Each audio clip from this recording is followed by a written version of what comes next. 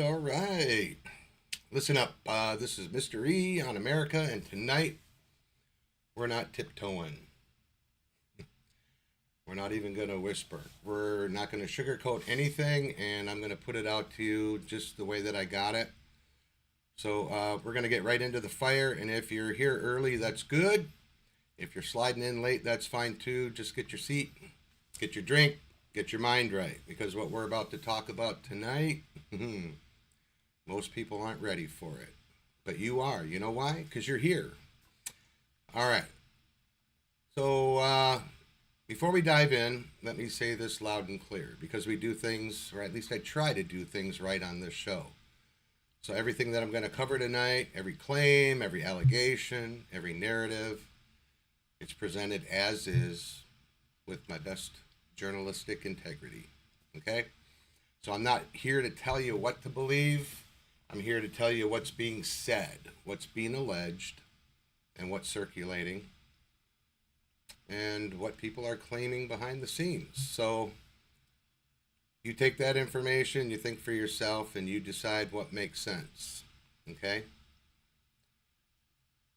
That's how free people operate. And on this show, we stay free. All right? So now, if you're in the chat room, sound off. Let me see who's in the room tonight. Drop your city, state, drop your flag emoji. Let me see who's all checking in, okay? And then, listen, if you want to jump in later, I think we're going to do it starting at around 7:30 p.m. tonight. We're going to allow people to call in. And if you look at the scroller on the bottom of the screen, that's got the dial-in number and the conference ID if you want to get in. And I'll just say it out loud too. It's 774-290-2200, and the conference ID is 612-2016. Okay, so that will be the dial-in number. All right, and unfortunately tonight, everybody, I probably will not be able to monitor the chat over on X. So if I've got a mod out there that can get to my X channel and moderate chat and let me know if there's anybody that has a question, and then I can get to them. But in the meantime, let's see here. I have to close a window, and I'm going to continue on here.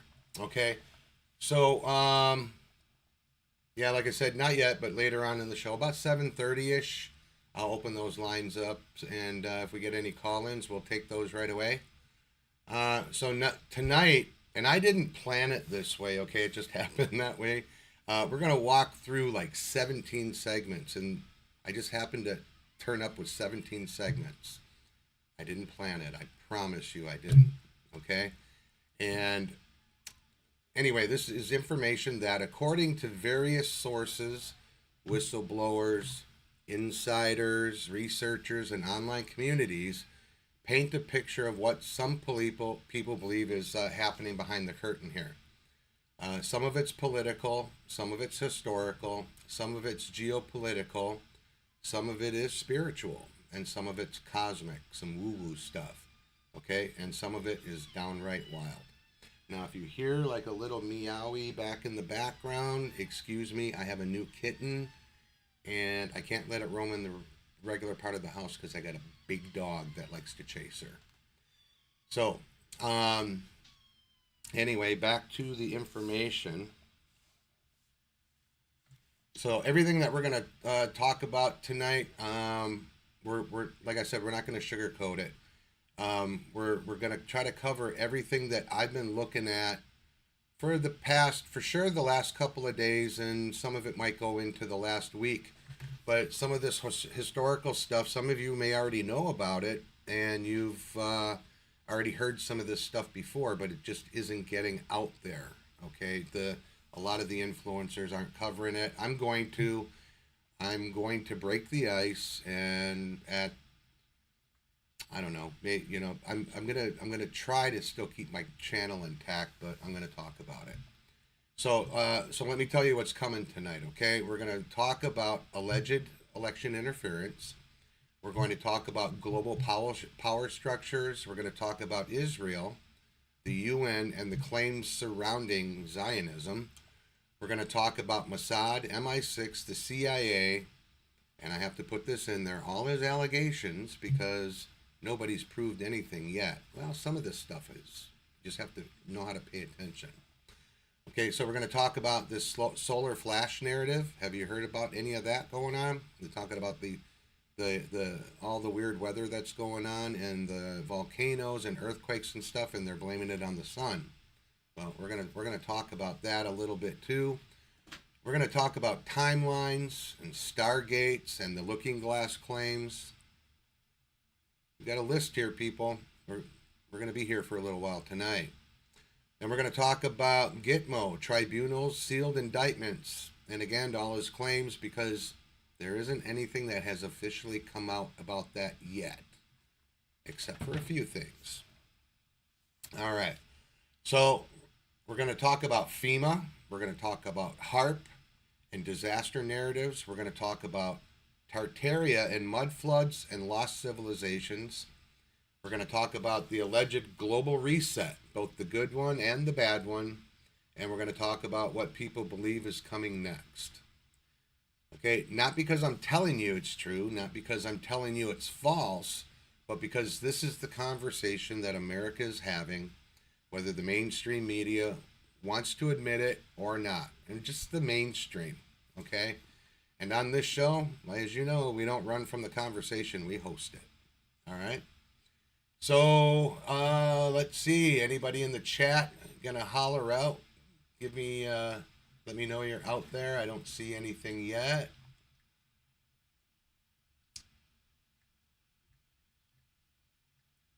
Keep going. I think it's just taking a moment for things to catch up here. But I did check, and all my streams are live. So, yeah, like I said, just drop something in the chat and leave comments too, because if you leave in comments, I'll have my moderators let me know, and we'll talk about those too. And again, just as a reminder, 7:30 p.m. Central Time, that's Texas time. I'm going to open up the call-in lines if I see some people that want to call in. Okay? So, all right, we're going to kick this door in, okay? But first, we're going to do the intro. See you in a few minutes.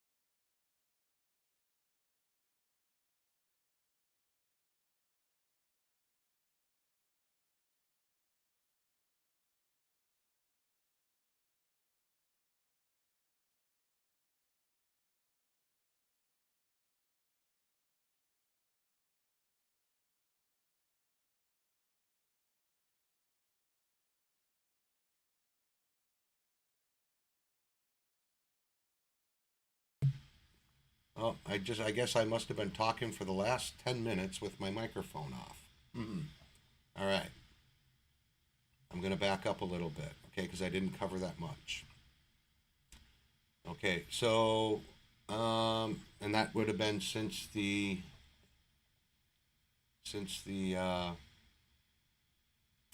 intro. Okay, so, all right. So, yeah, I'm seeing some people finally out in chat. But I'm not getting anything in my chat window in my streaming software. So again, some stuff got messed up, and I'm not seeing anything out on Rumble either. So okay, let me just step back a little bit, because what I'm going to talk about now kind of all falls in together. Okay, so real quickly, I'm just going to go back through kind of from when I came back from the break here. We talked about the Bundy Ranch, okay, and how this Bundy Ranch was supposedly just a land dispute, but we found out that it's actually was a little bit more than that. We know that the SPLC was involved in early profiling. Federal agencies tested crowd control tactics, specifically the FBI. I don't think any military was used in it. But I know at that point, when the Bundys were clearly being taken advantage of here by the FBI, there were other patriots out there that came to their aid. So we had, at one point, hundreds, maybe thousands of people that converged on a location very near the actual Bundy property, their ranch. Okay, so again, federal agencies also tested crowd control tactics. So what did we have? We had the FBI and the Bureau of Land Management, BLM. Okay, then we had, this is where they were talking about surveillance methods, where they were refining these surveillance methods. And then they were kind of taking note of the people who stood their ground.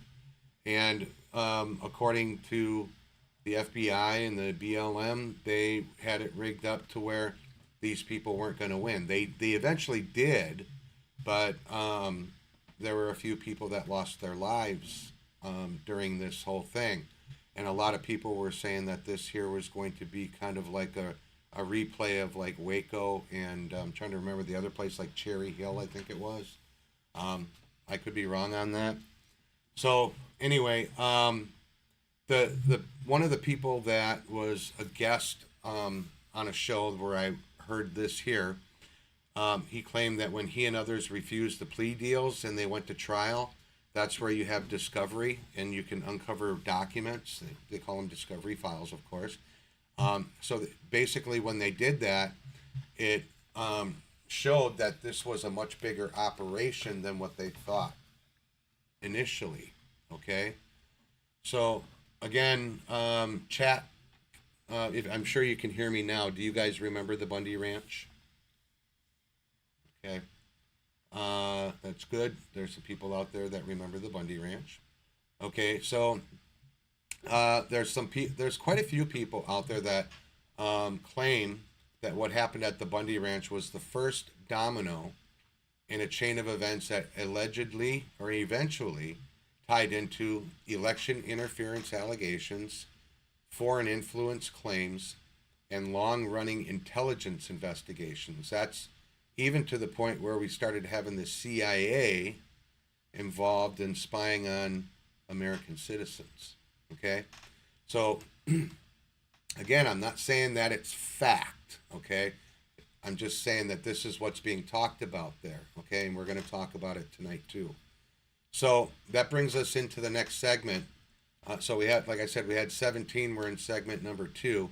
We're going to start kind of getting into the ODNI reports, the military, and these claims of foreign interference. And we're going to start kind of going into this and getting into some pretty wild and crazy stuff. And it's going to kind of tie together here at the end. So stick with me, okay? Hang in there with me. anyway, there are claims and reports, whistleblower statements that are out here.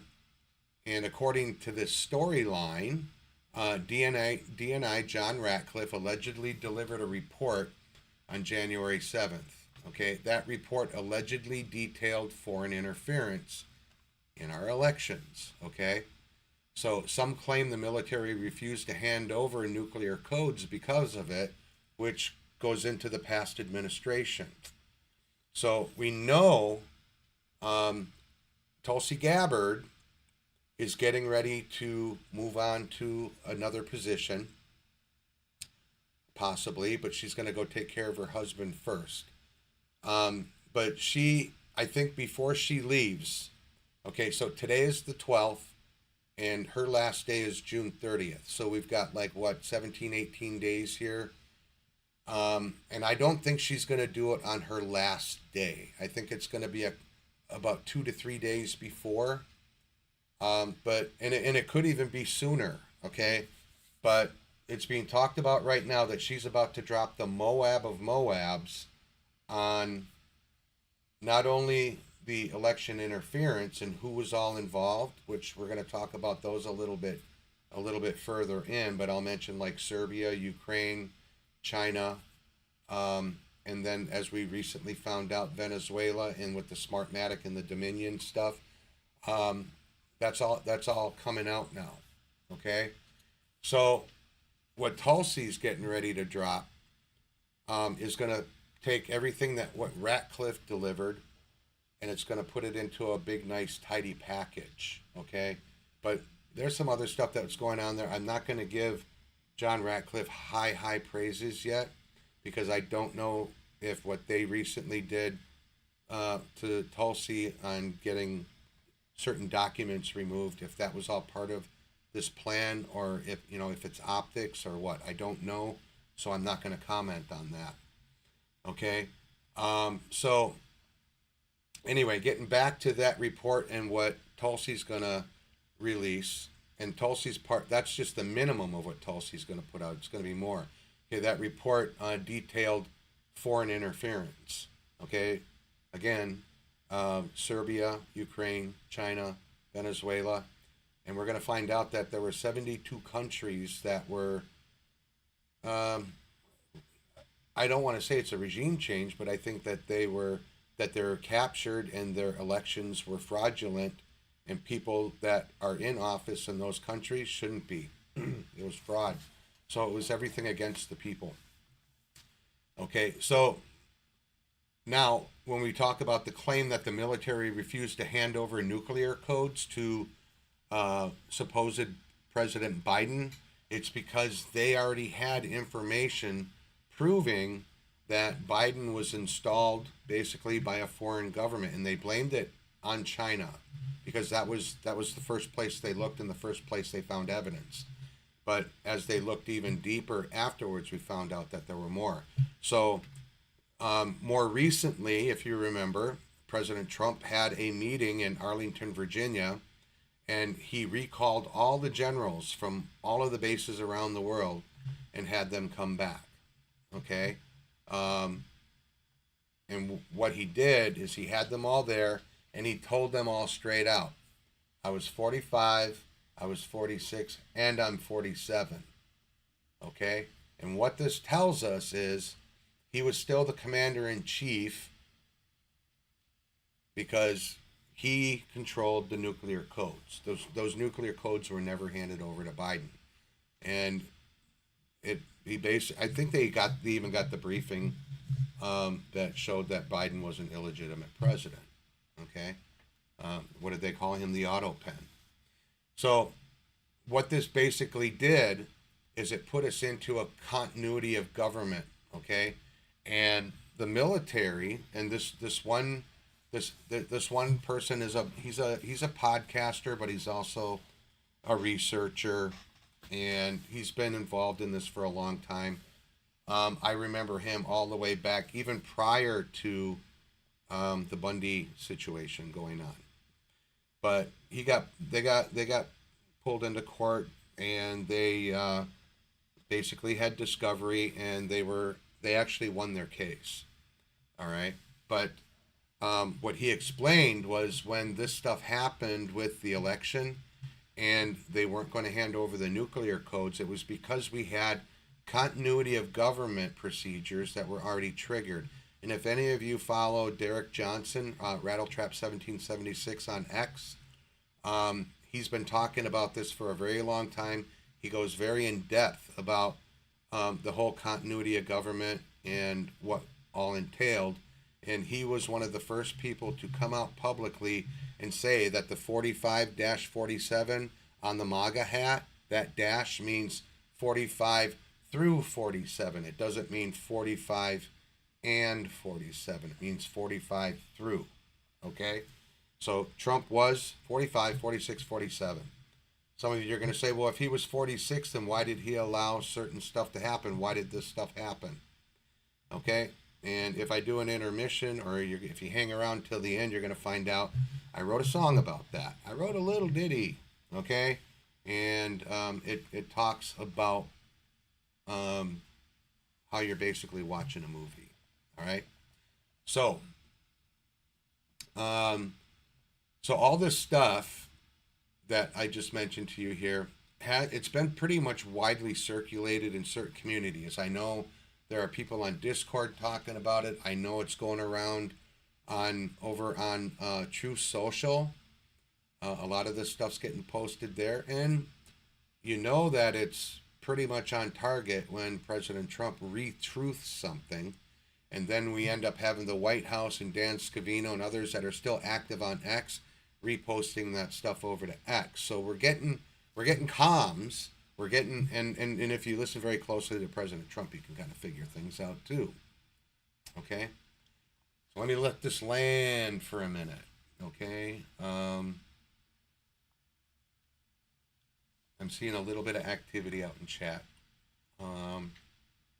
So let me kind of move on here. Okay, so there's some people that claim that whistleblowers demonstrated election system vulnerabilities to General Flynn, Patrick Burney, other DOJ officials, and even some other people that were involved. They actually showed them, and it was kind of a time-consuming process, and some of it was very technical, but they were able to prove to these people that election interference actually did take place, and they were actually able to show who did it. You have to go lay down now, kitty kitty. You hear my cat? All right. So anyway, now when they did this, that evidence was actually handed over to the FBI in 2025. Okay? They said some of these people are saying, "Oh, that's just claims. It's not verified facts." Well, I'm hearing this from people that were actually part of this whole thing of showing how the election fraud happened. So let me ask you out there in chat, have you heard of any of these allegations before? Drop a 1 if yes, drop a 2 if no, or just say yes or no. Have you heard about it? Let's see if you heard about it. Okay, so now we're going to go to where the story gets even deeper. Okay, some claim that the evidence was sent to Florida for a grand conspiracy case involving Brennan, Comey, Clinton, and some others. Okay, we know for a fact that Brennan and Comey, yes. Okay, we don't know yet if Clinton and others have been yet, but we know 100% Comey has. And there is also some scuttlebutt out there that Brennan has too, but we're being told that Brennan actually skipped the country. He's supposedly in Austria now. Okay, so I just want to say that these are pretty major allegations and we're going to treat them responsibly. Okay, so I just want to say, this is what people are discussing out there. Okay, and tonight we're going to unpack it. I want to unpack it with y'all. Okay. So we have global power structures, Zionism claims, and the alleged World War III setup. Okay, so you're going like, wait a minute, you're moving from this to this. You know, what's going on? Slow down. It's all right. It's all going to tie together, okay? So, and this part right here, I'm going to try to stick to my script because my script is safe, and I don't want to piss off the wrong people, and I don't want them to think that that I'm a Jew hater, that I hate Israel, that I hate anybody. Okay, I'm a good Christian. I love everybody, but there are a lot of people out there that piss me off, and I'll let them know. So now we're going to talk about some other claims and conversations happening out there about Zionism, Israel, the UN, the Balfour Declaration, the Rothschilds, the Rockefellers, and alleged plans for global conflict. Okay, so real quick, I want to ask my people out in chat, if you take all of those bullet statements that I just said right now, can you tie it in? Do you see where I'm going with this? And do you see the picture that I'm trying to paint? Okay, so here's what we're going to do. We're going to tie that together, and then we're going to show how all this stuff has, here, hold on a second. This is my new little furry baby, and she is very clingy. Okay, I rescued her. She was born under my house, and her mama abandoned her, so I got her. I'm taking care of her. All right, so we're going to tie those together. Okay, so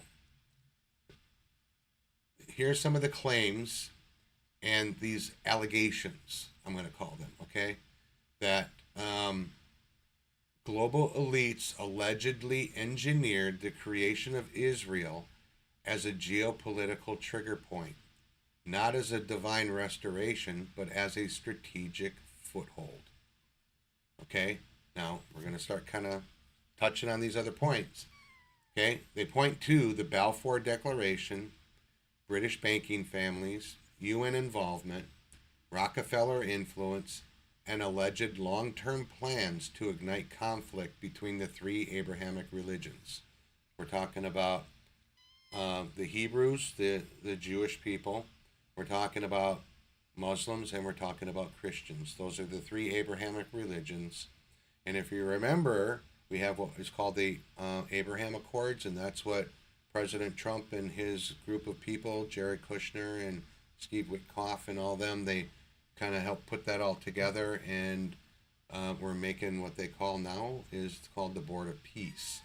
Okay, so basically what this was a Masonic, and this goes back, okay, and if you're a Mason out there, I'm sorry, but I'm just telling the truth, because when the truth comes out and I find out about it, I tell people. I don't say allegedly or supposedly. I know this as a fact, okay, that the Masons were involved, and whether they had to be a certain level or not, I don't know, but we're always told that above 32 degrees, that's where they get into all the bad stuff, okay? So anyway, they wanted to ignite conflict between these three religions, okay? And my soft way of saying it was claims, not verified facts, but there are verified facts here, okay? Albert Pike wrote a book called Morals and Dogma. And in that book, in the very center of the book, written in green ink, he wrote about who they worship, okay?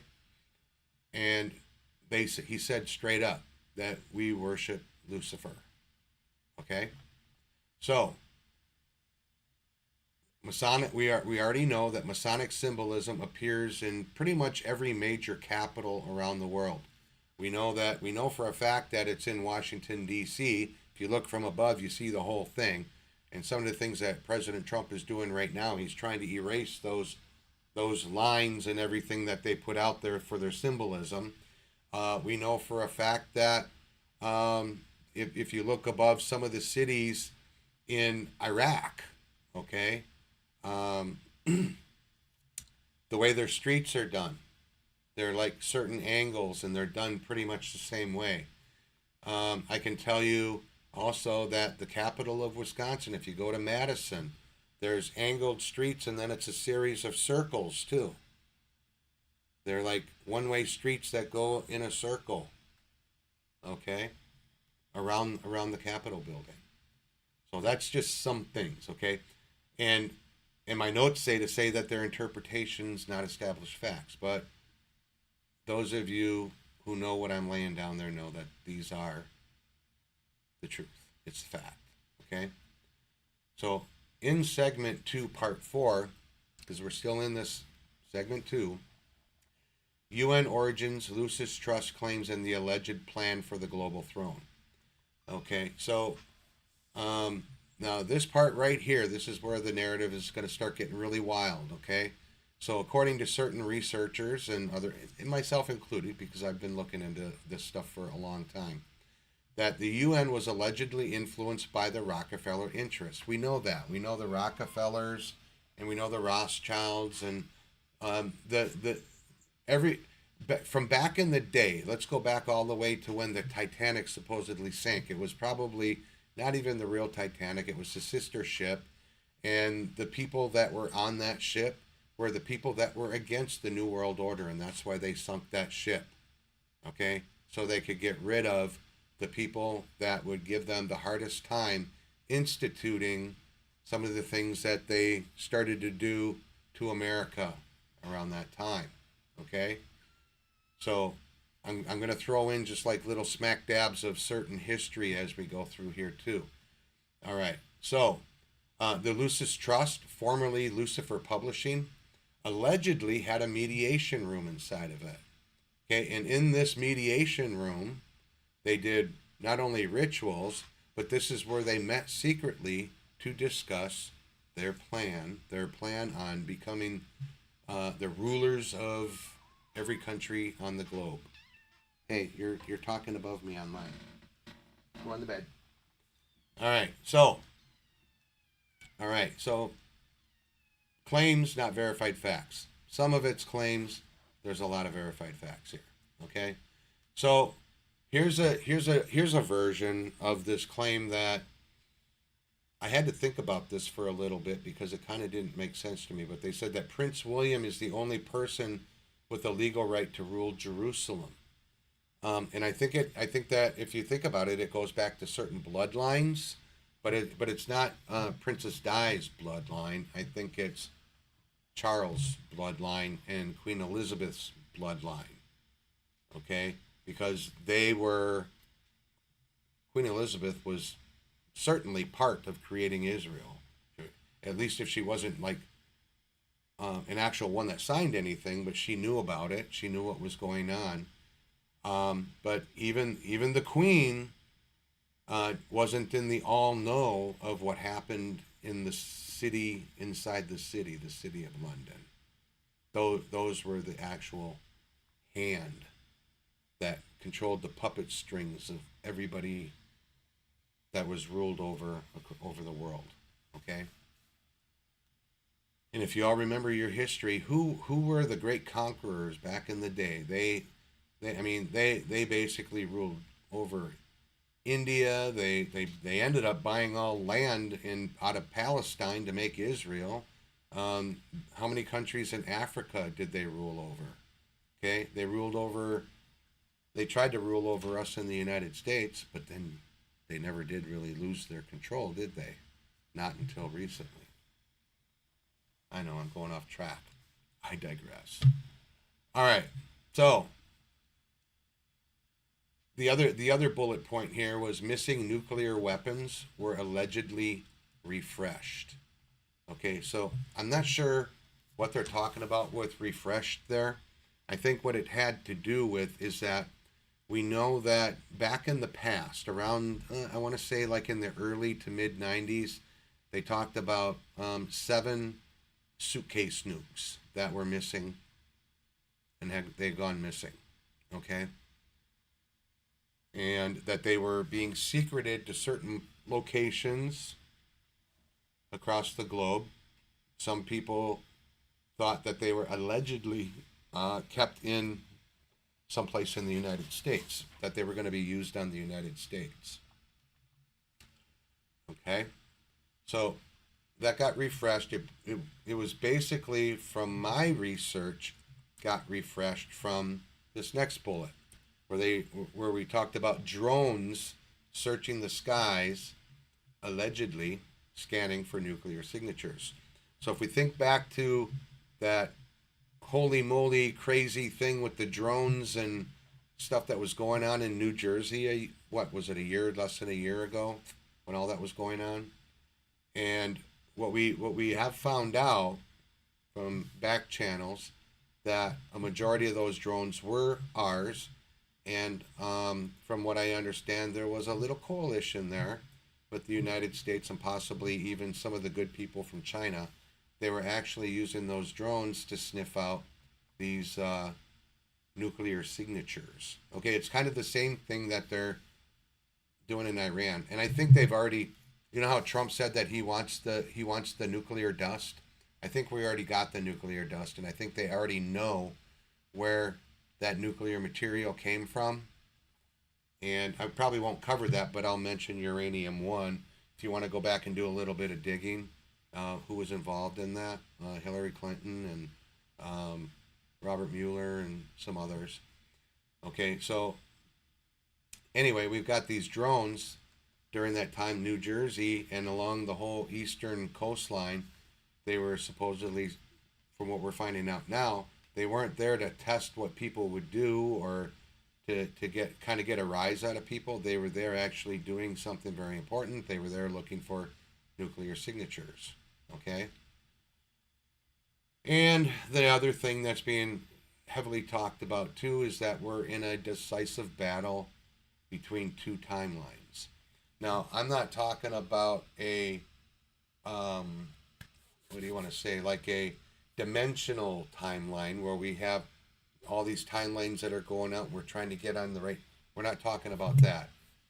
We're talking about the true timeline of the history of Earth and our human history as compared to the rewritten history from, what do they always say, that the victors get the spoils, and they're also the ones that rewrite history and say what actually happened when we're finding out that it's all lies. We're going to get into that a little bit deeper, so strap in. It's going to get wild. All right. And just in the right when I said it. All right, folks, buckle up. So now we're going to get into some stuff here. I am going to use the words like allegedly and claims and things like that, because if any of you know who Gene Decode is, I know him as an internet persona.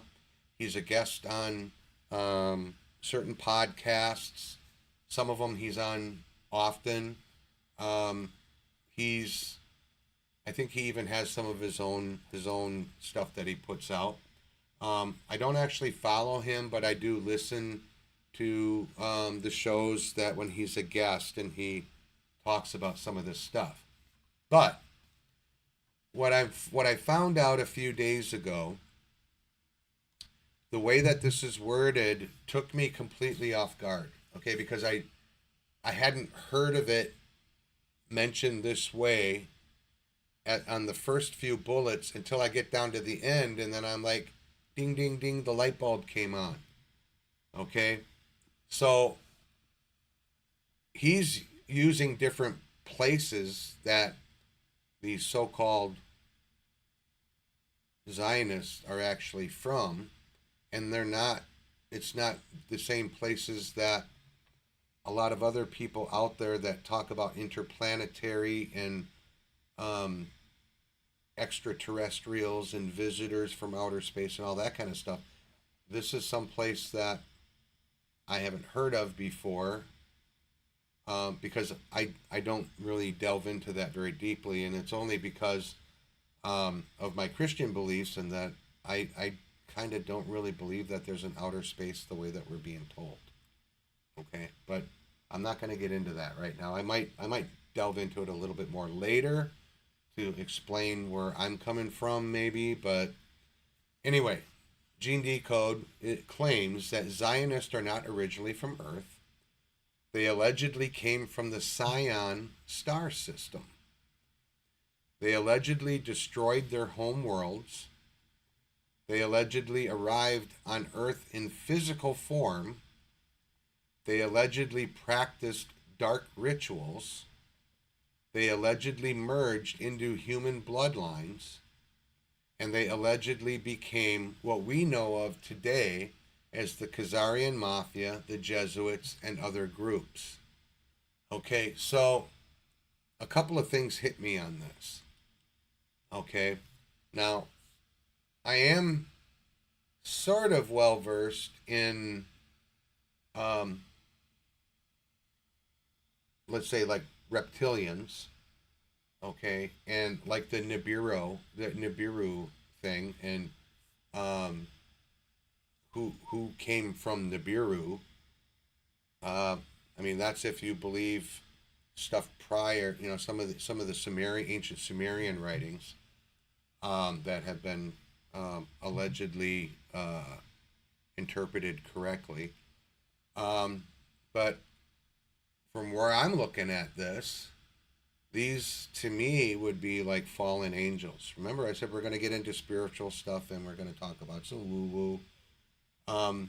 I would love to hear your perspective out there in chat. So go ahead and type away. Tell me what you think. Okay, tell me if you think I'm way out of line.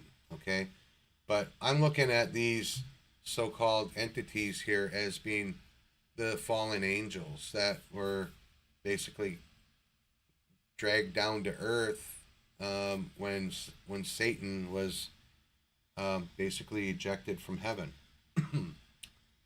Quick drink. So these were the Watchers. Okay, they practiced dark rituals, and they merged into human bloodlines. Okay, what does the Bible even say? That they saw human women, they found them beautiful, and they took them as wives, and they created offspring, what we call the Nephilim. These were the men of renown, the men of old. These were giants or very powerful, I would say, like they're referred to as demigods, okay? Or I refer to them as the Nephilim. Okay? So then the question comes, and I'm not going to get into this because this is a hard one. Because I don't even know if I'm right when we talk about with not only with bloodlines, but when we start talking about your Rh negative, your plus and minus on your blood type. I have some ideas about that, but again, I can't prove any of it because I wasn't around 25,500 years ago. Okay, maybe science will help us figure that out, or maybe there's something written somewhere that talks about this. But we know that back in the day, even in the Sumerian text, they talk about these occupants of Nibiru. What did they call them? The Anunnaki. That they came and they played around with genetics and stuff like that, and they created either the humans or they used the humans to create the Nephilim. Okay, because there were a humanoid race in pre-Diluvian times, but I don't know that they were actually called human. But back in those days, people were much bigger then. Everything was bigger because we had a whole different atmosphere and everything. So there was a lot of stuff different back then.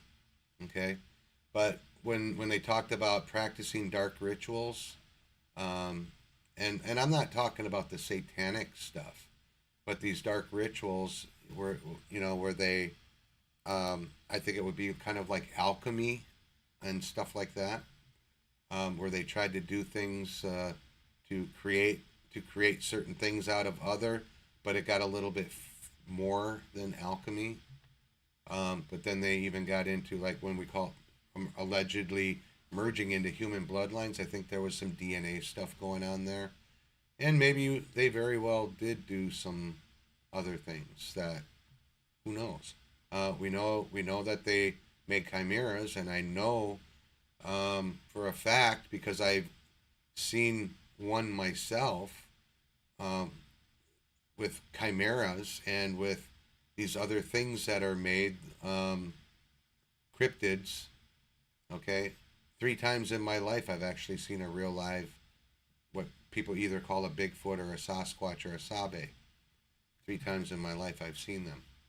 Okay, and two of them, the very first time I saw one, it was like less than 4 feet away from me when it walked past a window. So I've seen them up close and personal twice, and once off in the distance, probably about maybe 50, 60 yards away. That was the far one. So I can say things because I've seen it, and I don't do drugs. I never did. So I wasn't hallucinating anything. All right.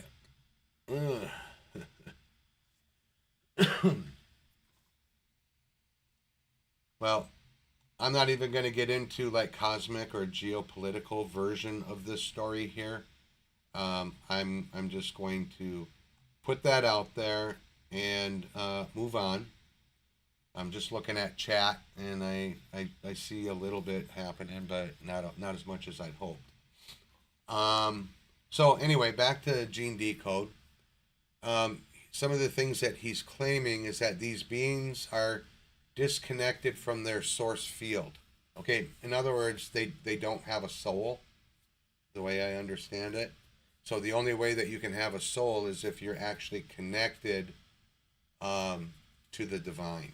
And humans have a soul, most of us anyway, and because we're connected to God.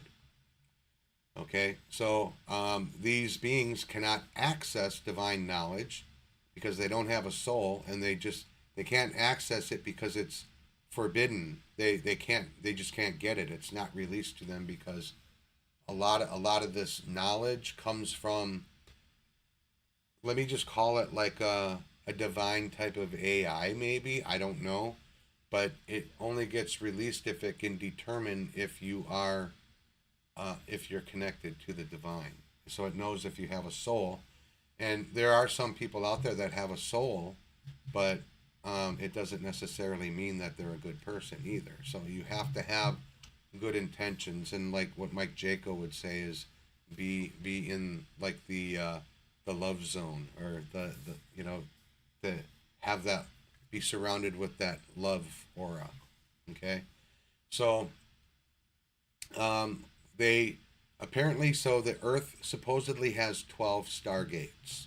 Okay, I don't know about that. I do know that in Baghdad, one was taken out of Baghdad during the Iraq portion, the main Iraq portion of the war, when it actually after that first surge and the shock and awe was over, when we actually sent troops in, the very first place they went were to the museums, and they started pulling stuff. Okay, so the other thing is that Gene talked about is that these entities, they intermarry with human bloodlines to gain access, but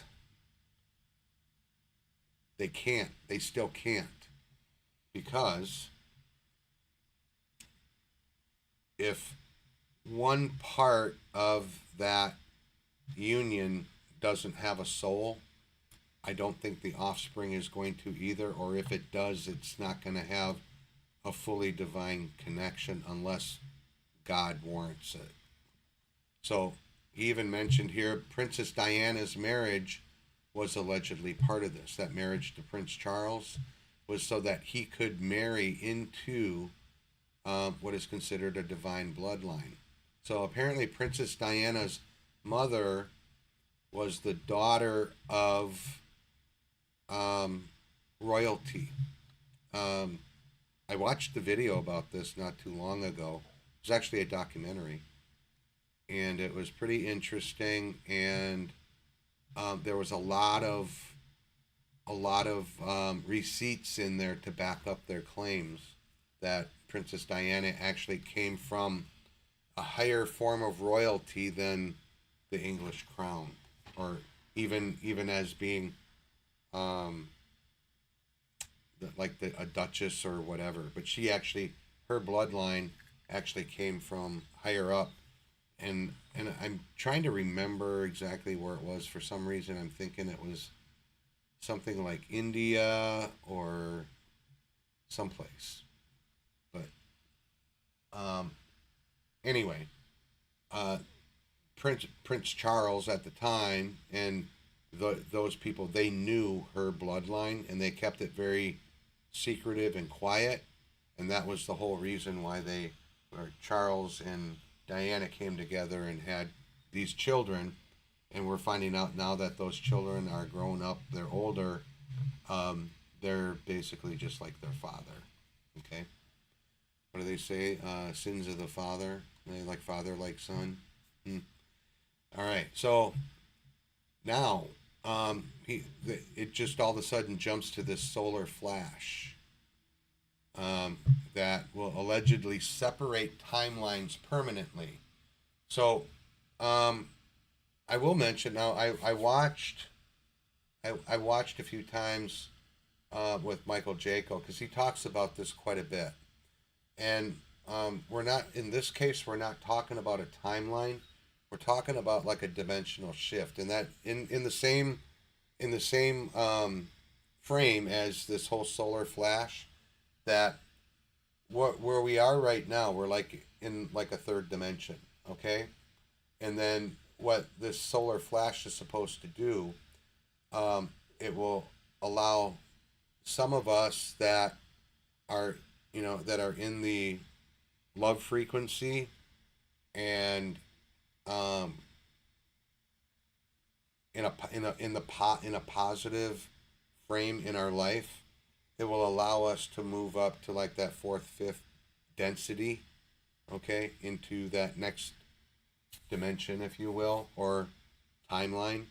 And those that aren't, or that could have but didn't, and then there's some that wanted to stay to help others, they will stay here in this third dimension while the others will move up into the other one. So it's basically like another timeline that runs parallel. But what's going to happen here in the third dimension is all the bad stuff that's talked about, like say even in Revelations in the Bible, and that whole war, Armageddon and all that. And then, and again, even then at the end of that, everybody's brought to that new, what's called the new earth. If you look at it that way, it's kind of like the new earth. But there's people that are going to continue living in that negative timeline, and there's still some people that are going to choose to stay there to help bring them out of that. Okay? And so there's this can be explained in a few different ways, whether it be like dimensional or just specifically a timeline. It could go either way. Okay? So I'm not all knowing about that. Okay, I listen to it and it interests me, but I just haven't really had time to look into it. But I'm trying to unpack it and kind of give you all something else to chew on, to maybe look at. Okay. All right. So we are now getting into really close to the second hour. Okay. I think from what we're going to see now, things are going to get real deep. They're going to get weird. They're going to get cosmic. We're going to be stepping back and forth between political and spiritual, and it's going to get pretty intense. And I'm going to try to stay on track with my notes as best I can, just so I can deliver this out to you. Again, in some of my notes, I don't explain a lot of things out, but the cool thing is that with these video things here, you can pause them and you can go back and listen to it again, and you can take notes later if you want. And And I believe I'll have like a transcript at the end that you can download and you can search through the transcript too. All right. So we're going to get into some energy shift stuff here. A lot of there's some interpretations, beliefs, theories. Again, a lot of theories that aren't verified, but they're being talked about a lot. But then some of these here have actually been verified. But some of the things we haven't got there yet, so you can't verify. We don't know until we've been there, right? You can't just say because we think this is going to happen, or I feel like that's going to happen, or because this book says it's going to happen, or whatever. Okay?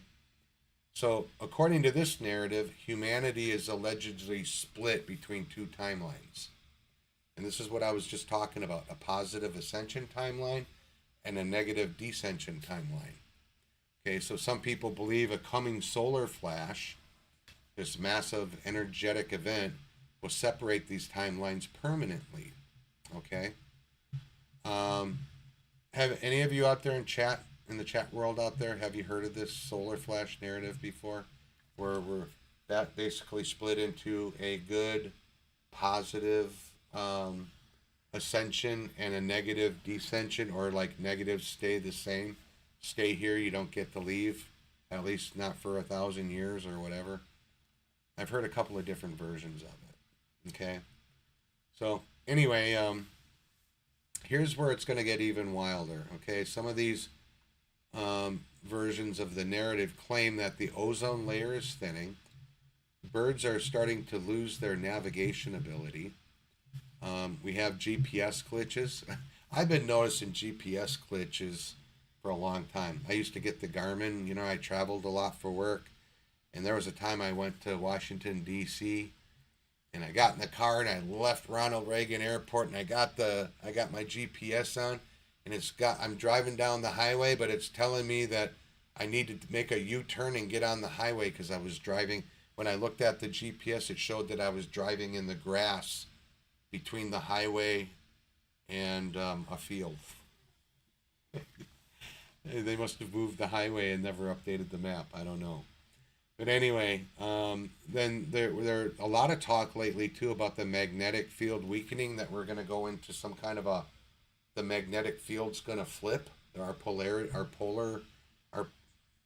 poles are going to shift, and that's going to cause a lot of cataclysms. Okay, I know Michael Jaco, he feels it intuitively that we're going to have a lot of this stuff happen.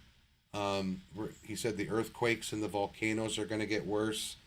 We're going to start, like, even right now, like in the Midwest, there just over the last couple of days there have been some pretty wild storms. They're blaming it on like El Nino or something like that. Well, every time El Nino comes in, it wreaks havoc on the Southwest and sometimes all the way across the whole United States. I can't figure that one out. But anyway, they're saying that all these signs are signs of some kind of a coming event. Okay. They're saying that a lot of these claims aren't verified by science, but there's a lot of people that are very well read into some of the things that they talk about on like their live streams, you know, the weather anomalies and things like that. They're very good at what they do, and some of them have the education to back them up and certifications and things like that, except that they decided that they didn't want to work in that, you know, as a weatherman on TV, okay, or that type of thing. But they're out there, they're doing their thing, and they're out there, you know, putting information out for everybody so that everybody can see what's happening, okay? And they're not most of these people anyway aren't saying, hey, we're going to have like major catastrophes, but some of them are talking about how some of this during this solar maximum that we're having right now, it's really given our magnetic field around the earth a beat down. And proof of that is at night where a lot of people are seeing like the Northern Lights all the way down in the southern part of the United States. And that didn't happen, at least not before in my lifetime. So that's kind of wild, kind of cool. But I know that the whole Ring of Fire, the volcanoes and the earthquakes and all that stuff, for the past few months, that stuff's been lighting up. The National Geological Society, and what are they called? There's NOAA, and there's some other places out there that monitor this stuff. And the Ring of Fire is lighting up a lot. We're getting a lot more seismic events that they're some as just small little rumbles or shakes, but more recently we've been getting earthquakes that are, well, the one that hit the Philippines the other day was like 7.1, and then at the same time there was, I think it was like a 5 point something that hit just off the west coast of Cuba, which I thought was interesting because of, you know, the location there. But they felt that and had buildings shaking all the way up as far as Miami, Florida when that happened. Okay. So again, those are claims. It's not all verified science, but there's some earth changes that are going on right now, and none of them are severely radical, but I think that we're going to start seeing some of this stuff pick up a little bit more. We're going to see a big uptick, especially I'm thinking as we get into 2027, most of 2027, and maybe even part of 2028. Okay, so and then as we move on, you all know what NPCs are, right? Non-player characters. Okay, this is the idea that some people are non-player characters lacking inner monologue or self-awareness. Some people say that NPCs are actually clones, and they're out there to like be part of our environment, to look like another normal human walking around us.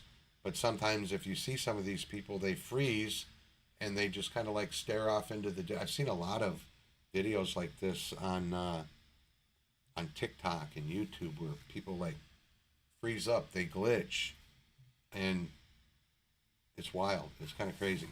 But they say that that NPCs don't have a soul, so they don't experience trauma, they don't have introspection, they don't question authority. They just do what they're told to do. They just do it, and they exist to what they call stabilize the matrix.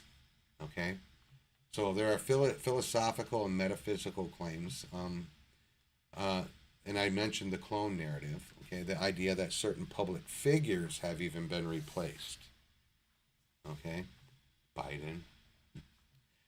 I don't think Biden was replaced by a clone. I think at first it was an actor, and then what was really funny, I think it was disclosed, if people paid attention, Melania walked out into a press briefing with a robot that, interestingly enough, walked exactly like Joe Biden did. I talk about it in one of my songs that I wrote. When you know, you know, and then when you hear the song, you'll know what I'm talking about. Okay, so again, claims not verified. No, it's not verified, but if people paid attention, when somebody scratches their neck and they go like this and the skin stretches out and kind of stays a weird way, and you have to kind of pat it down so it goes back into its normal shape, something's not quite right there. Okay? Chat. Come on, do you want me to go deeper into the NPC clone stuff, or do you want me to move on?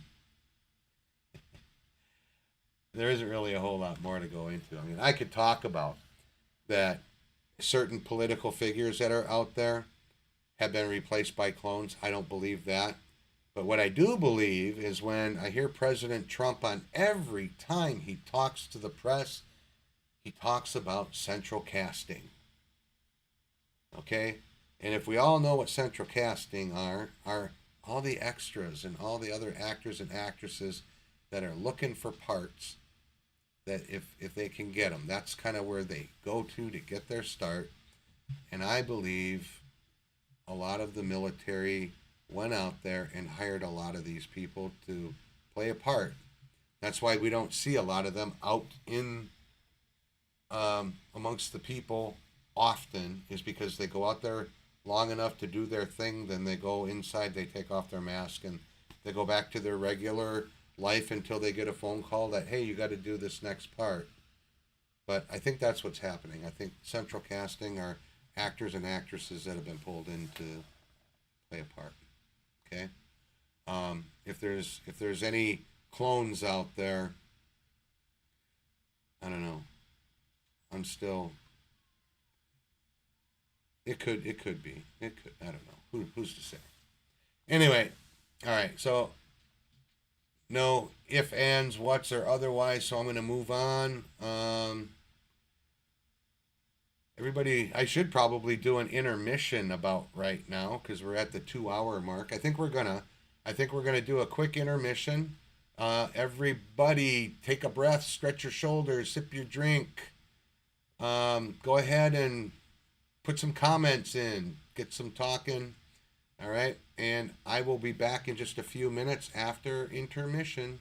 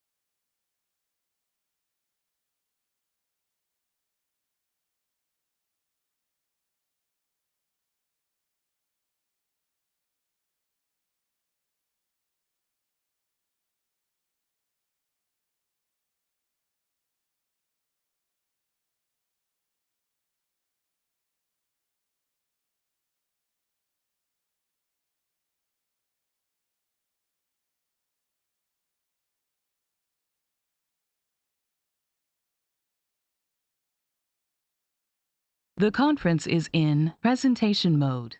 Please record your name after the tone and press the pound key.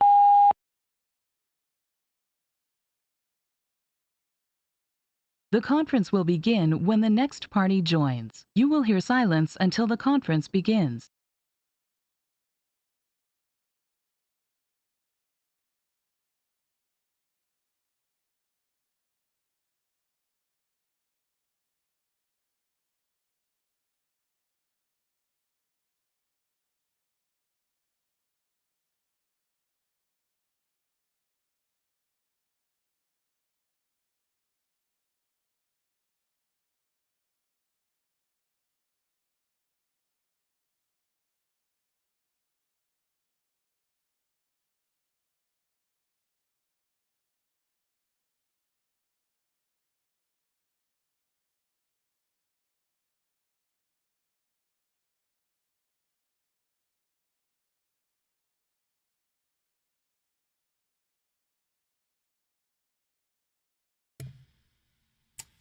Alrighty, welcome back. Hope everybody got their stretch and was able to run and get a drink if they needed one. I did. And got some more Vasa. All right. For those of you that are on and watching and participating, if you have a question or if you want to put a comment right here, I've got the call number running across the stream right now on the bottom. 290-2200, conference ID 6122026. I was going to start opening up for calls at 7:30, but I'm going to do that right now. And I'm going to kind of wait and see if I get anybody that pops in. I'll hear like a little chime or something. But otherwise, I'm going to continue on until to the next part. Okay, so now we're going to have like a little bit of a shift here. And we're going to get into the Emergency Broadcast System, or the EBS, okay? Blackout predictions and global reset theories. And I know one of my mods out there on YouTube, Lady Molly, she's big into the global reset theories, and I know that she'll chime in, and maybe I can get her to call in and maybe talk a little bit about some of the stuff that we might see that goes into effect after the EBS, or possibly anytime between now and July 4th. Who knows? I wrote another song called 10 Days of Darkness. I'm sure many of you have already heard it. If not, check the links down below the video. I have a link over to my MrE music over on Rumble, and I also have a playlist over on YouTube on the IRL Media site. You can go listen to the pre-release stuff from Welcome to the Great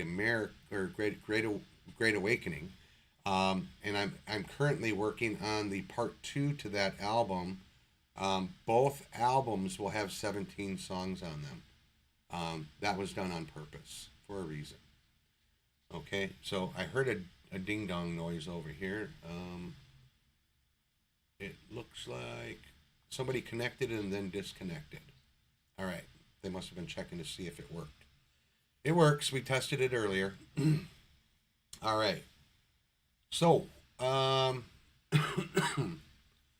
then I'm wondering, Molly, if you could, when you hear this, if you can dial into that number that I gave you earlier, because I might need somebody to keep an eye on that screen as I get going through here, because I might not see it, and I don't want to have people waiting for an extremely long amount of time to be able to speak their piece. And so let's see. Let's go ahead and get moving with this.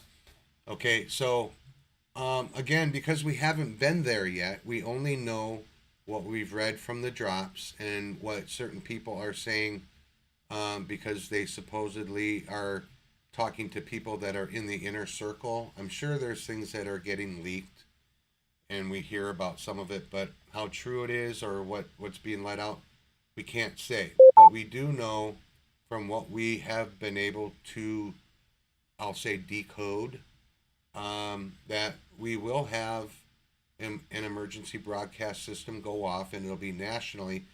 And from what I understand, it's not just going to be the United States, it's probably going to be the whole world.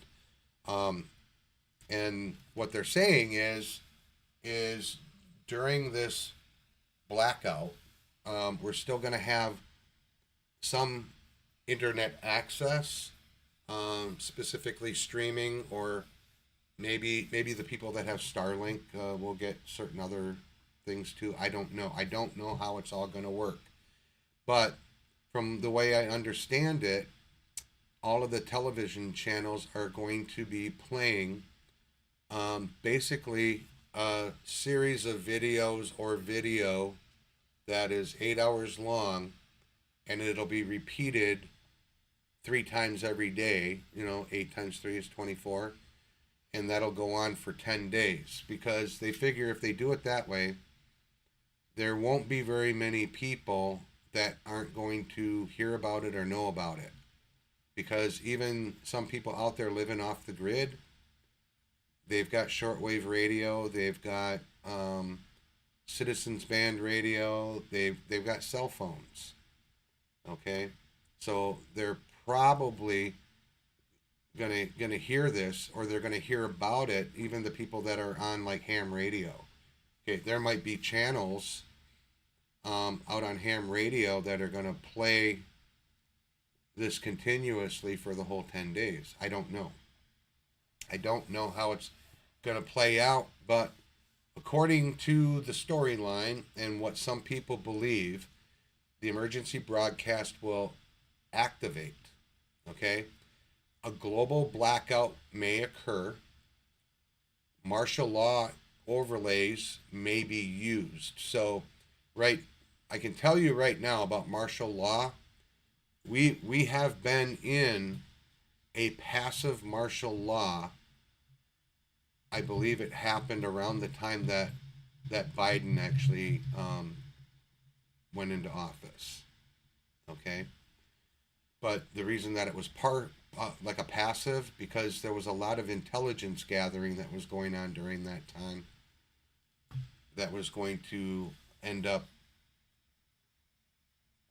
probably stopping certain events from happening that people were worried about. Okay, and then I can tell you that during COVID, when we were all locked down, I mean, where I was from, we were out and we did business as usual. Okay, I didn't even have people yell at me for not wearing a mask when I went into Walmart or into L&M or anything like that. Okay, so we did see people that would be driving around in their car. They were the only person in their car. They'd have the windows rolled up and they're still wearing a mask. Those people are too far gone for help, I think. Okay, so again, with the martial law overlays, there may be mass arrests that'll be taking place, and some of them are to be disguised as resignations. But I think some of that's been going on already for a little while. Okay, because we've seen certain people resign and then we don't see them out in public anymore. One in particular, MTG, who's supposed to be in Costa Rica. Is she really? Who knows? Okay, I mean, you can question. I mean, you don't see a lot of these people out there right now. So some of this might have already been going on. But again, COVID, I think the lockdowns were part of it. The whole ICE debacle that was going on these past few months, we were seeing stuff that was taking place during the day, and we saw people gathering at certain ICE locations protesting during the day and sometimes into the night.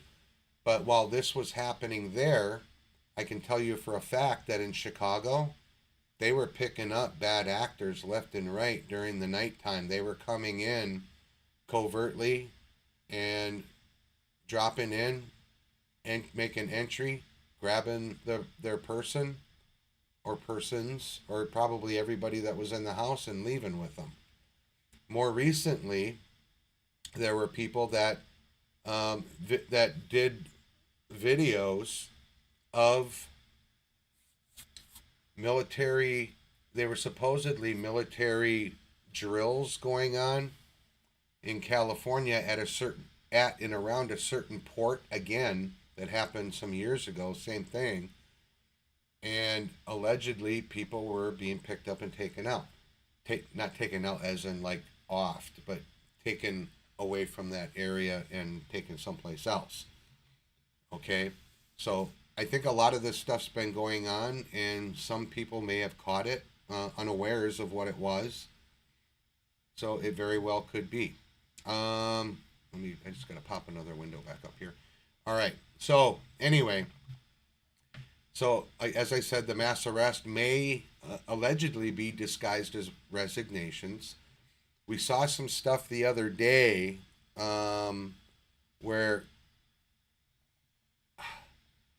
I can't really tell and say for sure because the photograph was taken from quite a ways, but there were people lined up along the fence on the inside of the White House area. I want to say it was in the front side.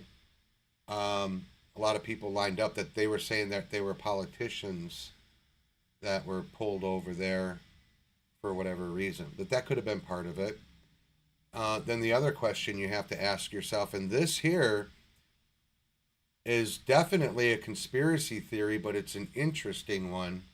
They're calling it the Claw, okay? President Trump's UFC fight ring that's being set up. It's so big and it's outdoors, and there's a lot of people saying that there's a lot more that's going to happen with that than the UFC stuff, because President Trump put the comment out there that he might leave it up a little bit longer. So you got to kind of listen to what the man says and kind of start using your thinking cap here, okay? I'm not saying to jump in and believe a conspiracy, but what I'm saying is think about what he said, and maybe you might get an idea, okay? So some of the things that Molly knows about is with the quantum financial system that is supposed to be replacing our fiat currency. We know for a fact that President Trump signed I think right now it's the $100 bill. It's got his signature on it, and it's a pretty cool looking bill. It's kind of like got some cool holographic stuff going on with it. Pretty cool stuff, but this will be the first time that a sitting president signed currency that would be currently in circulation. All right, I see Lady Molly in. I am just going to bring her in here real quick. I'm going to unmute her. And I don't know. Now I probably have to go over here and unmute something. All right. So Molly, are you out there? Can you hear me? Can. You can? All right. Can you hear me? I got to put my headset on. All right. So that way I can hear you. All right. Did you hear me talking about the whole quantum financial thing here? I just wondered if you wanted to make some comments about that and what you think is going to happen. Well, I don't know when. Nobody knows when. It's whenever things get just right. The stars have to line up. The moon has to shine. I don't know what it takes, but it's up to the president from what I've read now, just whenever. And he will flip a switch and everything will be dark, and we will be dark for 10 days. And there will be, the only communication people will have is 911. They're expected and they are requested to watch what's on TV, because there is the proof that of all the things that have been going on. It will show, from what I understand, it will show some of the tribunals. It will show confessions. It will show, I don't know if they'll show the bad stuff, the executions or anything, but I do know that the tribunals will be shown. People confessing will be shown. The things that they broke the law will be shown. They'll go into detail about what has happened in the last 100 or 200 years. I guess it's ever since we came to the United States. Yeah. We've been under the habeas corpus thing. I think was set aside at one time for. I mean, that's what shows when we're in martial law, and it was set aside. I think it was January 6th, but I'm not sure. I just know that Derek Johnson's talked about it. That's what shows a passive martial law is, or military law is the habeas corpus thing. And whatever, if you're we have that law. If it's set aside, that's when it's proven or shown. Yeah, The QFS, the Swan Zone. for those of you, I just want to jump in and something real quick. For those of you that are not following Derek Johnson, Rattletrap 1776 on X, look him up and listen to what he's got to say. He is a consummate professional and like more military knowledge than anybody that I've ever met. I think he could probably name off every code in the UCMJ by just off the top of his head. But when he talks about laws and orders, he's not just talking military law, he's talking civilian law as it relates to continuity of government and what is going on and when it actually happened. So I'll turn it back over to you then, Molly. Well, he, according to what he says and the executive orders, a lot of things have been not set aside, but have been replaced for a short period of time until this problem is cleared up. And the problem stems from the voting cheating. That's what the family and the children. That's the big thing with President Trump. He's all about the children. Number one, number two, the family, and number three, our free vote. I mean, our lawful voting. The way we vote needs to be fixed so that everybody is represented, not just whoever decides who goes in. And that's basically what it's been. Right. When you look at the stuff, no more selections. Right. Elections, not selections. That's right.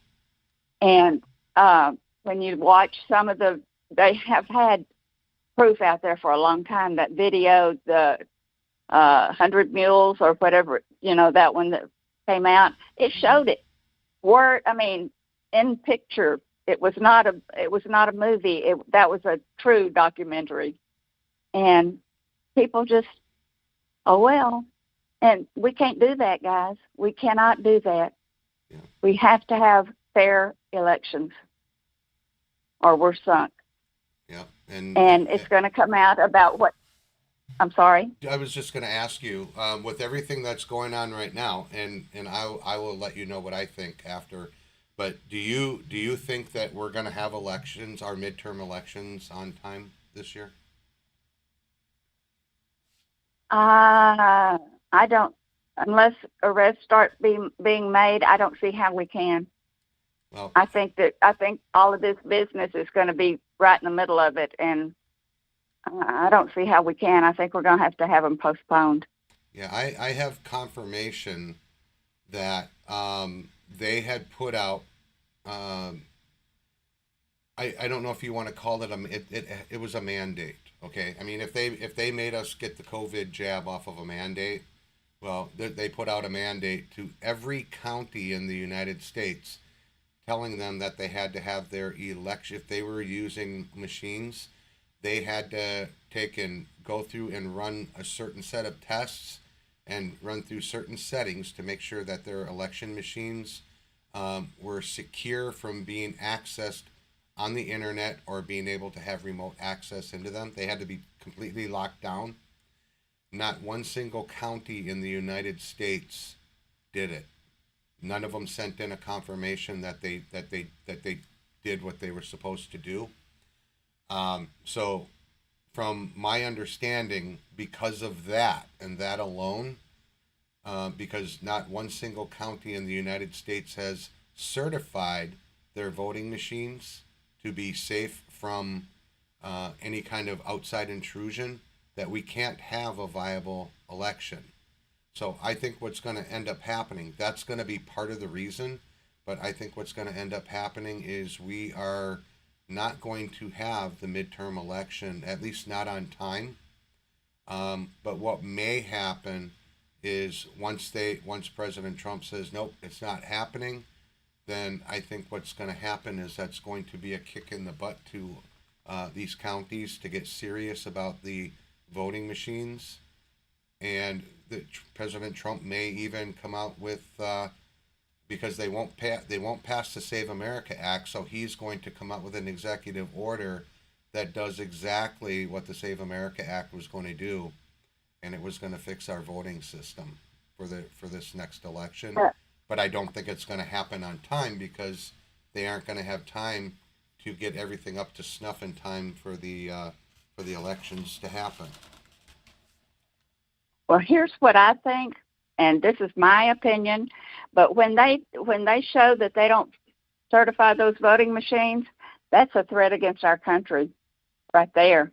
Yeah. And I got a feeling there's going to be some people in trouble that was responsible for that, as far as maybe even jail time. You know, that's a threat. That's an emergency threat against our country when they don't even follow the directive of a president. Well, look at what happened in me, Colorado. That's President Trump pardoned Ms. Peters, and they ignored him. Yes, okay, they've ignored him on several things, and it's mounting up. You know. Well, I mean that's two things that I know of that they've ignored him. I'm sure there's other ones that I'll think of if we were to talk about it more. But I want to move on. Okay, well, we talk about this the quantum financial system. We're supposed to be going to gold and silver backed money, and the reason that I think that this is actually going to happen is because they've already showed the new $100 bill that President Trump actually signed that is going to be gold backed, and it will be the first currency that we ever have that was signed by a sitting president. And the dollar bill that's coming out, you said 100. I've seen, not seen myself, but I've seen a $250 bill also. Yeah, that was supposed to be that they're talking about, like a marker for the 250th anniversary. Yep. So yeah, that would be cool. So yeah, quantum financial system. Many years ago, we were sold down the river as far as I think it was the 1913 shekels. Mm-hmm. Whenever they decided on our birth certificates would not be our birth certificates. When they went to a corporation, we were incorporated. As a person, we're a corporation. And they have taken taxes that were illegal. They have taken property taxes that were illegal. They have collected all kinds of things that they had no right to collect. Well, quantum financial system says you're going to get that back. And apparently it lines up with some biblical stuff also. With the Jubilee? Jubilee, yes. But we're getting that back, and it even goes back to your parents, because I think they're going to go back to, last I heard it was 1971, but it'll go back further than that from what I understand from the older people. I don't know. But it's all the stuff that they've taken from us that have been illegally taken. Income tax was never legal at all. And they collected and collected and collected and then gave it away. I mean, just we've seen in the last year how much has been just wasted and thrown away and given away to people that they don't have anything to do with our country. Right. And so we could take Minneapolis, for example. Yeah, the fraud that was there. Going on there, yeah. And apparently every state has some kind of fraud like that. Maybe not as big, or maybe even larger. Who knows until they go and investigate it. But this money has been. Our income tax was given to a company that wasn't even part of the United States. It was sent to England, to the Bank of England, and to the Queen, and then on to the Vatican. We supported with our taxes, all of that stuff, the triangle, the global interest, we supported it. All of our taxes. None of our taxes have gone to roads and highways and stuff like that.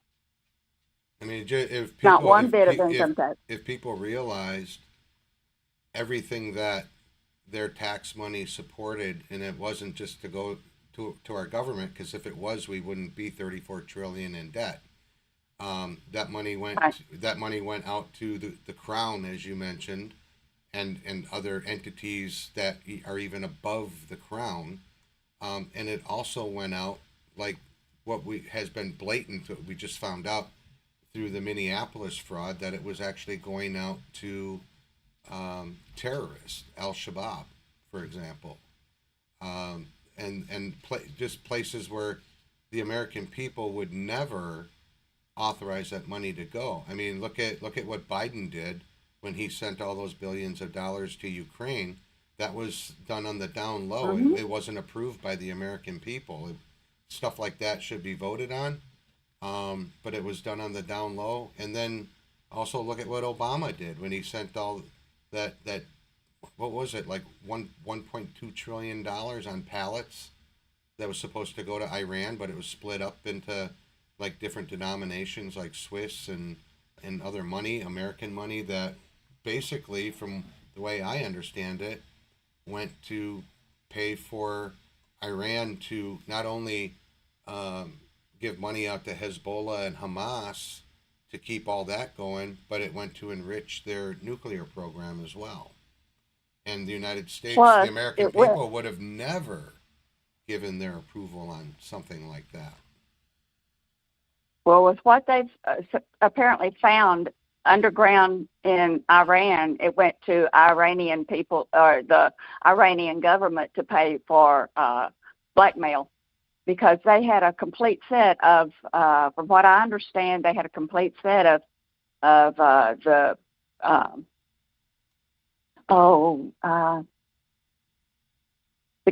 Epstein files, the whole complete set underground in a vault there of everything, every transaction, especially, and then Hillary's also, every transaction that had been done on Epstein and Hillary's email stuff. That was so on Carg Island, right? Carg Island, right. Yeah, okay.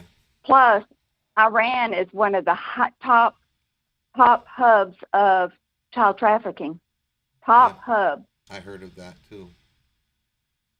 Okay, but anyway, back to QFS. When Trump made his capitulation tour when he first came in, that's when all of the gold that had been stolen from us and taken from us was discovered. Saudi Arabia had some. There was a tunnel under in the Vatican that was several miles long that was filled with nothing but gold and jewels and money that they had collected and put under there. They came out with a lot of stuff, and the Bank of England has recently turned over things that they owed us also. So that's where the money is coming from for QFS. It will be set up by the government. You'll have a wallet. It'll be digital, so it cannot be hacked into.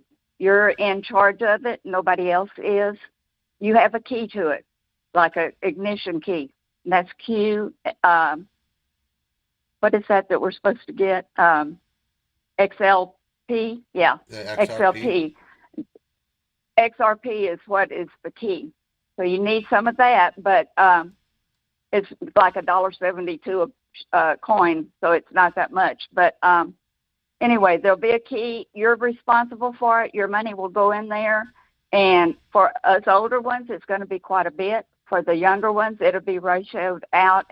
And they have it all, every bit of it, on the quantum computer that is like the brain you never saw. But that's one of their AI machines or whatever. Right. It's a big computer. It's what they use for Q. Interesting. What that was our Q machine. Huh. And So we so we were this is, talking to AI out there, is what you're saying, right? well, it was 10 people, up to 10 people that actually ran it, but it took them. They had to input stuff. So it took them to do it, but and to queue up everything. So, you know, it was people and a big computer. And the computer, the quantitative computer has been online for several years. It's not just brand new. It's been online working for several years. Yeah, I know. Quite a few I years, know in we've fact. had. I remember way back in the very beginning when IRL Media first got started. One of the first things that we talked about was the D-Wave computers, these quantum computers. Mm-hmm. We talked about that back then, and since then, they have computers that are many times more powerful than that. And none of these, I don't even know if you can actually go out any place and buy a personal computer that would be quantum computer speed. I'm still seeing all the No. the Intel i7 i9 type stuff, but yeah, I don't think we could get anything like that, because they say with the quantum computer can actually, the way that they explained it in a way to make it easier to understand would be like it can actually look into the future, because it can make all these computations on what it thinks will happen, and then come up with, okay, this is what it's going to do. Interesting. The when you go into your meeting with the quantum people, with the QFS people, you will, from what I understand, I've seen it several places, not just one place or a couple of places. I've seen it a whole bunch of places.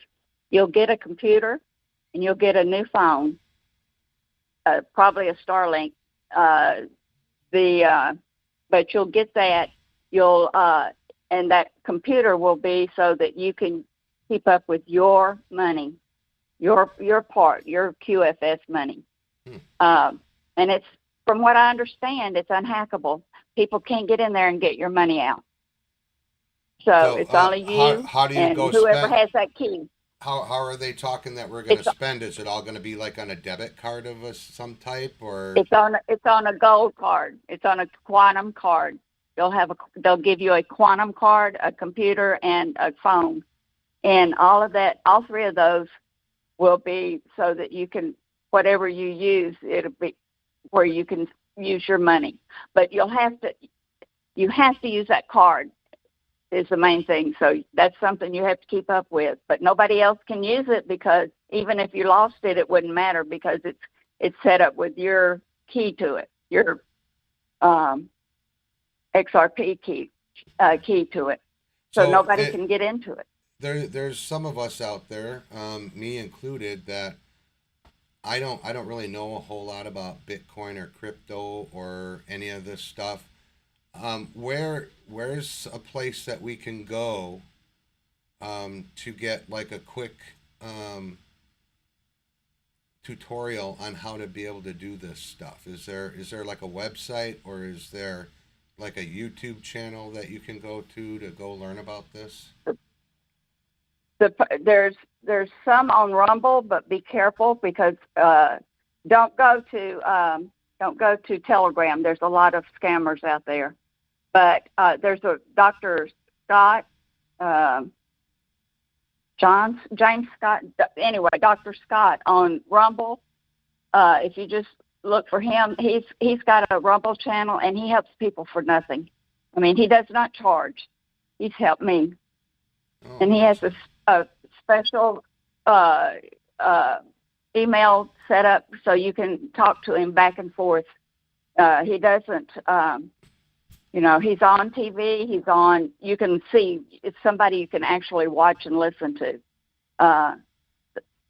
The scammers that you don't ever see them, and you never know who you're talking to. So stay away from them. But and any of them that say Elon Musk, they're imposters on Telegram, especially. Okay, I'm making But I'm making a note right now. We will get Dr. Scott's Rumble channel, and I'll add it into the description below the video for those of you that are interested in this. It'll be after we finish the live stream. and he has like 130 something videos. If you go down to the bottom, it'll say QFS lesson 1, 2, 3, and I think he's got 7 or 8, maybe 10, but I think it's 7 or 8 videos that help you on it. They're instructional videos. Okay. Well, I'll get a link to his channel, and I'll put that in after we're done with the live stream. All right. So He's really go ahead. the one I would trust the most. Okay. He's really the one I would trust the most. And you said he does it for free, I right? talked to him. Yes, he has not charged me one bit. Not anything. Excellent. Okay, so let's go ahead and move on. Now, Okay. in that list of things, and this is all part of this emergency broadcast system thing, they're talking about tribunals maybe happening behind the scenes at that time too, or we're going to find out that they already did happen, and we're going to see the video and the after effects of the tribunals, and at the very least some of the tribunals, and we're going to see the admissions of the guilty people, right? Right. Especially the ones that we have done the most to our country. Any of them that are found guilty, you'll see videos, and it's analog videos, something that can't be, once they're taped, they cannot be changed. So you can't accuse anybody of, that's AI. No, it's analog, not anything that can be done the other way. Like Super 8. And like they Super did 8 that or on something? purpose. Do what? Like Super 8 type film? Something like that. I don't know. I know there's analog, and then there's whatever it is now, LED or whatever. I don't know, but I know it's analog. You cannot change the tape. Once it's recorded on that tape, you can't change it. Okay. You can't edit it or anything. I just realized that I forgot something here on the QFS part of it about debt forgiveness. Is there only specific stuff, or I mean, there's people asking, because they were saying that Biden was going to take and forgive their student loan. I mean, I still have a student loan out there on something that I can't even use anymore, because first off, I think I was taught erroneous information about medical stuff, and then because I didn't get the vaccination, I lost my job because of that. So I basically got blacklisted in my field. So The debt forgiveness is like house notes, house bills. What you pay for your house note. IRS has been done away with. They just hadn't made it totally public yet, but there will be no more IRS taxes. The Fed, of course, we've been through that fight, and it's under Treasury. They're not going to harass people anymore or decide what the interest rate's going to be. And that's only federal tax, though, right? Yeah. They're also talking about the taxes, the IRS, the income tax, the federal tax. Like if you buy a house, if you buy an older house, it's you don't pay the tax fee on it. Not school taxes or anything. That's not what I'm talking about. I mean, like when you buy something, you pay a tax, and that goes to the federal government. They're not going to do that. They're not going to tax that. If you buy a new one, then it's going to be a flat tax of 14%, I think is what it is. Okay.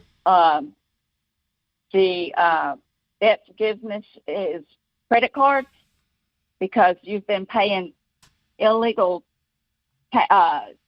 charges every month for your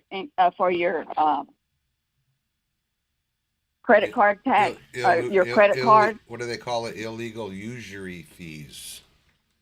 Yes, that's what it is. That's going to be included in that that payback. It's going to be for a 45 or 50-year-old person.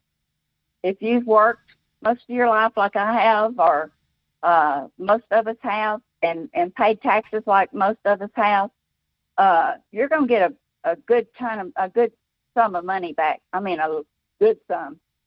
For us, retirement, if we, like I'm a 31, I taught school for 31 years. I worked all my life, or my adult life anyway. It's going to be quite a bit. Of course, he's already done away with the Social Security tax, which was part of NESARA. There's been a lot of things that's already been written that needs to be made into law, but that fell under that NESARA, which it needs to be codiciled, or whatever it's called, codified. Codified, yeah. But any kind of tax that you've paid, he's even looking at school taxes and all, because we've been paying for a lot of school taxes and our schools haven't measured up to it. Yeah. That it can't all come at once, but a lot of it's going to come probably in the next 3 months, I hope. As far as what I can tell, the next 3 months, if not long, I don't think. Yeah, I had heard from somebody a few days ago that a big chunk of the NESARA stuff probably won't happen for like another 3 years, but you're like one of a handful of people that I've talked to that said that it is supposed to happen by or right after July 4th, because that's the Jubilee. That's right. And everything that's happened, people falling and stuff happening, it has been been in a biblical time, according to the biblical calendar, the numbers and all, and the calendar, the Bible. And so there's a lot of people that it was a little behind, but not that much, because of some of the things that's cropped up that they didn't expect. But it's pretty well aligned up with things that's happened in the Bible. Okay. May not be the same name, but it's been the same time of year, same. It's followed along the timeline of that pretty well. But I think it's going to be around the 4th of July, or the 4th of July. Part of it is because of Independence' birthday, but next, in June the 14th, is Flag Day and President Trump's birthday, and there's going to be isn't there some kind of fight that night too? The UFC fight under the claw. Yeah. Yeah, they call it the claw. I think that's going to be a big night to pay attention to. I have a feeling about really that. Good night. And it's funny because I think you and I talked about it just between each other a couple of days ago, just threw some things back and forth. But it's interesting that since we've talked between ourselves, there's other people now coming out, like on podcasts and stuff, and they're actually getting very conspiratorial about it, about other things that could happen during. I mean, and the thing that got me thinking is because President Trump said, "Oh, maybe I'll keep it there a little bit longer." Really, I wonder what for. Well, it looks like a portal. It looks like a portal to me. Maybe they have they'll have a link they can dial into a prison planet someplace to send these traitors to. Maybe. All right, so all right, I want to move on a little bit here. So we're still in the QF or in the EBS portion of this and all the things that are supposed to happen. But they're saying that this also includes markers that people should look for to be able to tell if we've actually gone into it or not. That we'll see like power flickers. That's where they're like restarting certain things. News channels begin looping. Your payment apps are freezing, which was interesting because I went into the city with my roommate the other day to take him to his appointment at the VA, and we went for lunch. And the first two places that we stopped at, they couldn't take a credit card payment. You had to pay in cash. Their systems were down. But we went to the third place, which is usually our original place, and everything was working fine there. So I was thinking, this is interesting. You can't pay you have to pay cash. That was interesting. So then other things that we'll see are like airports being shut down, which I think we had kind of a scare about that just recently because of all of those flights that were getting canceled. Remember, just like, what was it, a couple of weeks ago? Okay, and then for jet fuel, and we should have no problem with that. Our country should have no problem with fuel, and we were shut down for jet fuel. Yeah, but I think it was a way to test to see if they'd be able to do it without having any major stuff go down. They always test stuff before they do it. How many times have they tested the EBS system? Like at least 3 times that we know of, right? So then and I was in Home Depot. The other day, and the lights went off and came back on, and none of the registers, none of the credit card things would work there either. I had to pay in cash or not buy it. Huh. Yeah. Then Home Depot's a big person. Yeah. So then they're talking about like special tones on your radio and TV. That annoying screech noise. The sound that you hear from what I understand, the sound you hear when there's a child alert. Yep. Will sound, and then it'll come over and say, "Your president" or something like that, and then you go to X and it says, "My fellow Americans, get home." And when that sound goes off on your phone, you have about 5 hours, a little less than 5 hours to get what you need done, get your people at home, and get home. Because after that is when martial law is going to kick in, right? Well, it's already there, but that is I when mean the non-passive, the non-passive version of it, right? Yeah, but that's when military comes out, and see, they've been in around a lot of the cities already. It's just that they've been in plain clothes and people don't realize it, but they've watched. Yeah. And they've been to where they can report stuff if they need to.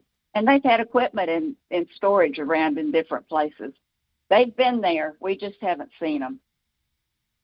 And they haven't interfered. We just haven't seen them. Right. But okay, so I want to. They're there. I want to keep moving on here because we've got kind of a cutoff time here in about 39 minutes. So I've got a few more things to get through here. But to finish up on this section here, they were talking about some of the symbolism also plays a big role in this narrative. And they brought up names like JFK Jr., Princess Diana, Michael Jackson, Elvis Presley. Those are some of the names that they brought up. And these are claims that these people aren't really dead. They faked their deaths and they went into hiding or something. So this may be on President Trump's birthday on the UFC thing. Maybe they're gonna have some of these people come. Hey, he doesn't need any of the performers to come. He's got his own. Yeah, that'll be interesting. Michael Jackson. Yeah.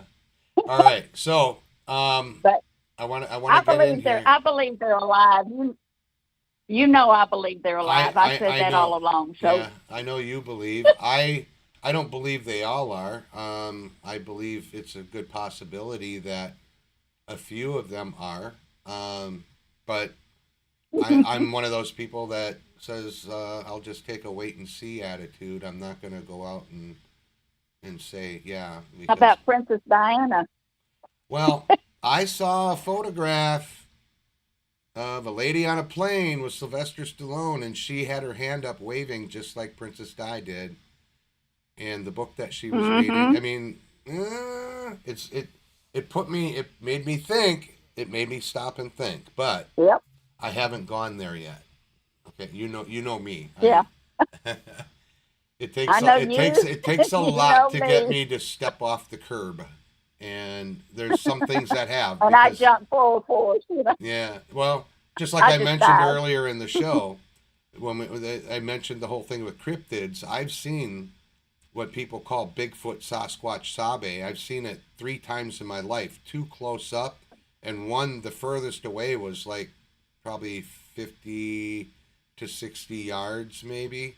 That one was a little further away, but the one walked right past my bedroom window when I was looking out the window because I got in trouble. I didn't finish my dinner and I couldn't go trick or treating. And they're saying, "Oh yeah, it's Halloween." It was somebody in a costume.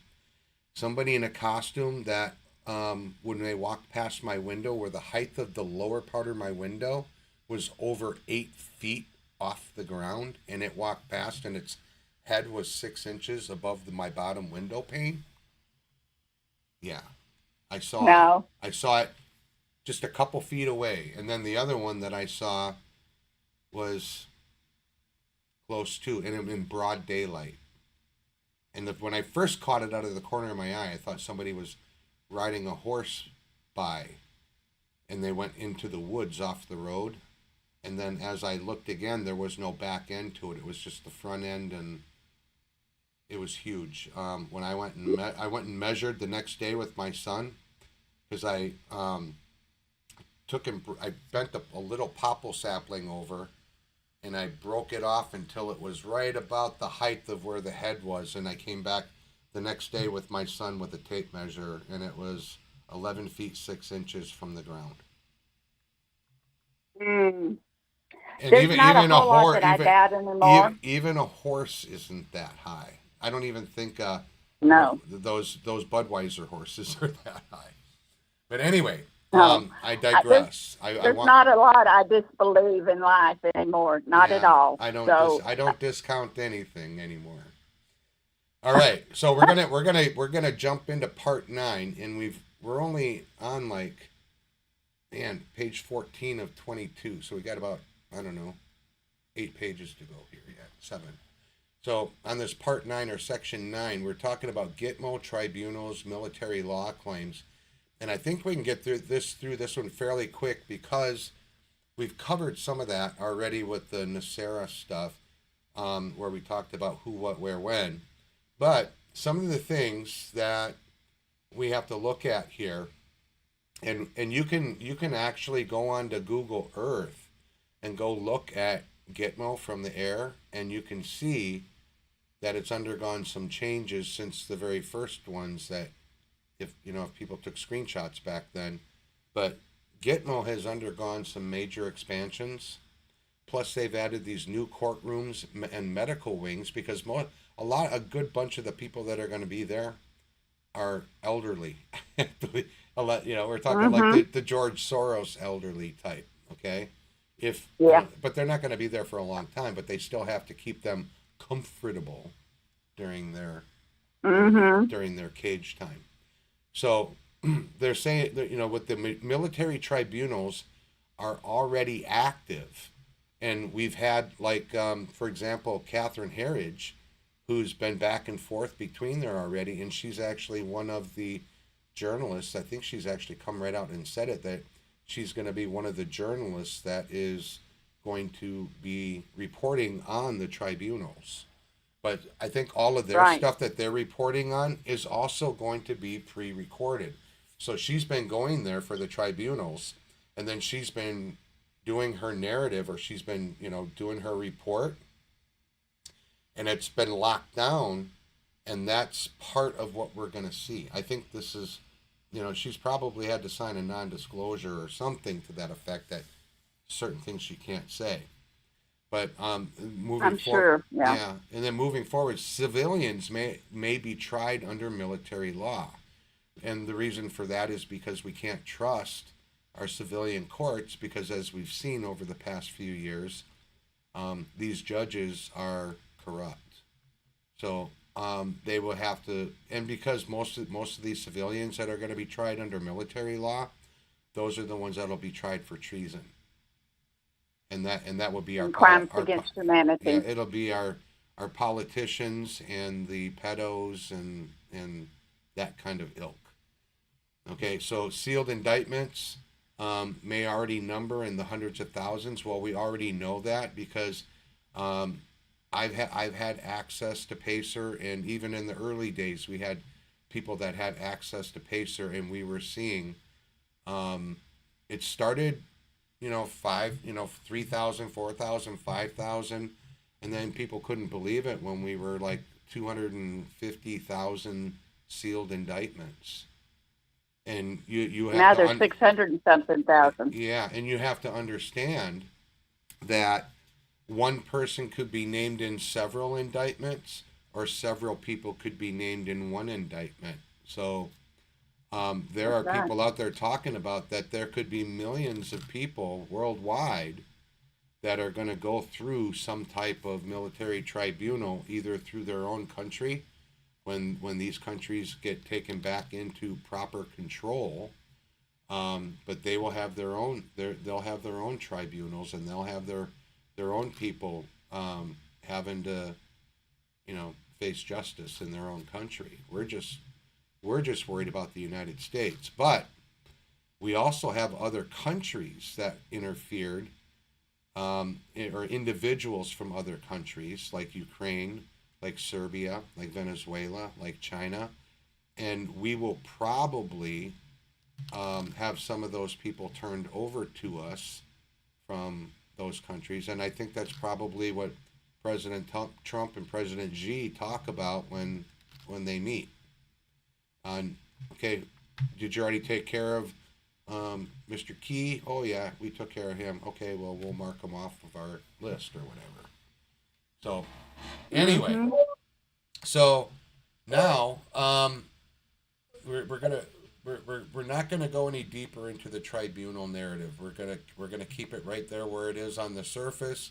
We know it's going to happen. We know it's probably already been happening and continuing on, because. Can I add one thing? Sure.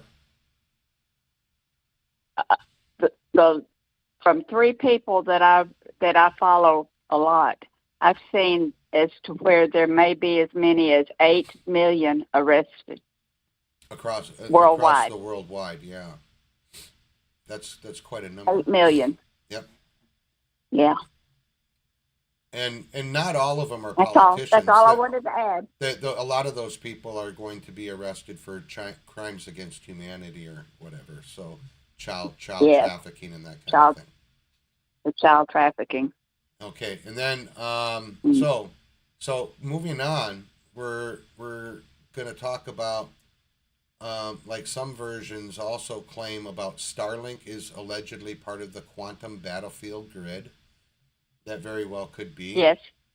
Rogue missiles have allegedly been intercepted. Well, we know that for a fact, and we know that for a fact that Kim Jong-un and President Trump, early on in President Trump's first presidency, both had rogue missiles fired at their planes and were taken down by United States Air Force F-16s. Okay, so we know that the general public knows that President Trump has probably had 5 or 6 attempts on his life that they know of. Okay, if you count these last few things that happened. But if you count these last few things that happened plus his first term, he's had over 41 attempts on his life that I can say. 41. Mm-hmm. Been poisoned once, too. I don't know about the poisoning. I think they may be attempted. Yeah, well, that's what I meant. Yeah. Yeah. Okay. So we're going to move on. We're going to get into section 10 of 17. And again, I'm not going to spend a lot of time on this. If you are interested in this, I will recommend a few channels to watch. I've done a couple of shows on Tartaria, mud floods, lost civilization, and our timeline. But if you want to go to two places to get the best, and they're short, they're not long, go to what is it? My lunch break is one, MLB, on either YouTube or on Rumble. MLB or my lunch break. You know you're at the right one because he's got kind of a green emblem. And then there's also on YouTube, I don't know if they're on Rumble, but on YouTube there is a channel called Tartaria Vault. And those are short videos too, and they are phenomenal. And they talk about the mud floods, they talk about supposed lost civilization claims, they talk about Tartaria, and they also prove that in the 1800s there were still giants walking and living among us on the norm, and photographs, and even later on some video. But this is not fake AI stuff. Okay, so those are places that, and my lunch break is phenomenal because he gets into it. He's on his YouTube channel. He fuzzes some stuff out, like some of the words that he says. He has to kind of bleep out, especially the word Nazi. They don't say that, but I think on his Rumble channel it's not bleeped out. But for me, it's convenient to watch the YouTube channel because I can't get the Rumble app on my new TV. So, we're gonna. Was that Tartaria Explained? It was called Tartaria Vault, VAULT. Oh, okay. It's an actual channel. Okay, so to me, this is one of the most fascinating things that you can delve into online, and especially with a couple of the places. I mean, the very first thing, and Molly, you know this as a fact, on my website, if you're listening and you haven't been there, realtube.stream. It's like a mini YouTube place. If you become a member, you can even upload your own videos and have your own channel. Basically, you can link your stuff too if you want. If you have a YouTube channel, you can link your stuff right over to my website and have your own place that people can visit. But you can put Rumble videos, you can put YouTube videos, you can put Vimeo. If you can take and put a like a script link, an iframe script link, if you know how to do that, you can pretty much attach any video from any site, even a news place, whatever you want. You can put it there. Some of that stuff you have to learn on your own, but the YouTube and the Vimeo and the iframe stuff is pretty easy to do, self-explanatory on the website. But you can do that if you become a member. Membership is free. All you have to do is sign up with a working email address, and it can be a throwaway. If you want to go to Proton Mail, create one to join my site, and then throw that email away and never use it again, more power to you. But you can do that, and you can it's just funny, it's because I'm just throwing like a little, this won't be the first time that I promote my own website, but you can go there, sign up for a membership. You can upload videos, you can comment on videos, and we have articles, and if you want, you can have your own blog page. You can upload your own articles. It's very self-explanatory on how to do it. You have to learn how to do your own SEO stuff if you want it to get more traction, but you can do all that on my website. Plus, we're starting a new social media site that hopefully after the 1st of July or maybe by August 1st, we'll have that one up and running. And right now you can join it, but it's the bare bones. It's not even the registered software yet. Plus, we have a forum that has many, many, many hundreds of topic areas. It just needs some people to get in there and interact with each other. But it's not a very active website, but last year I think I got like 60,000 visitors. I average right now between 200 and 300 people logging into the website or visiting the website. You don't even have to have an account to watch videos or read articles, but if you want to reply or put a comment, you have to be a member. But so that's enough on the website. But what the point that I was making is at my website, realtube.stream, we have a video. It's one of our top viewed videos there, and it's talking about basically about the lost history of the flat Earth. And it's the title itself is kind of deceiving because they don't really talk about flat Earth too much. But what they do talk about is the actual history part, and it also talks about the buildings, and it talks about Tartaria, and it even gets into some biblical stuff. The original videos were parts 1 through 7, and they were individual, they were different size. I combined them all into one video, parts 1 through 7, and what is it, Molly? 5 minutes or 5 hours and a few minutes long, right? Yeah, something like that, but it goes fast because I tell you, it's very interesting. It is. It's probably one of the more favorite videos that I've watched online as far as information and learning stuff. And I don't remember how exactly it did it, but that led me over to my lunch break, and that was around the time my lunch break was probably, I think they only had like 20 to 30 videos out at the time. Now they're at like 170 something. But MrE, they're awesome. Yes. One of the things that is in that 7-part video is the water, about the water, the living water and all. Yeah, but watch several of them are yeah, and several of them are the ones that President Trump refurbished and has running again after 30 or 40 years. Especially the one with the 13 steps, I think is what it is, in Washington, D.C. And it is outstanding since he opened it back up again. Yeah, they're fixing all that stuff. And I think we're as far as disclosure goes, I think we're going to find out where a lot of these old, I called them old world buildings. They were built by Tartaria or Tartarians, because we don't build anything like that. We're talking like St. Patrick's Cathedral, this big, giant, huge Gothic, what they call a church, which it was never meant to be a church, but it was meant to be a place of healing. But again, I don't want to get into that because we gotta get through Tartaria and a few other things, and we are already, how long have we been going? This is like my longest, 2 hours and almost 2 hours and 42 minutes. So anyway, let's move on.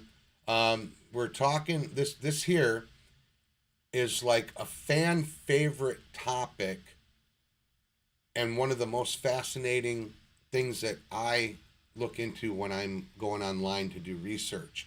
And it's Tartaria, and not just Tartaria, but it's like what they built, who they were. Were they actually good people? Were they bad people? But we know they had technology. One moment.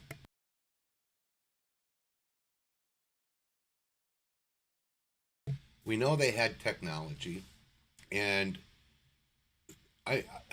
it's just crazy. I'm not going to go into too much of it, but I'm going to hit my bullet points here, and I might blurt out some other things as we go.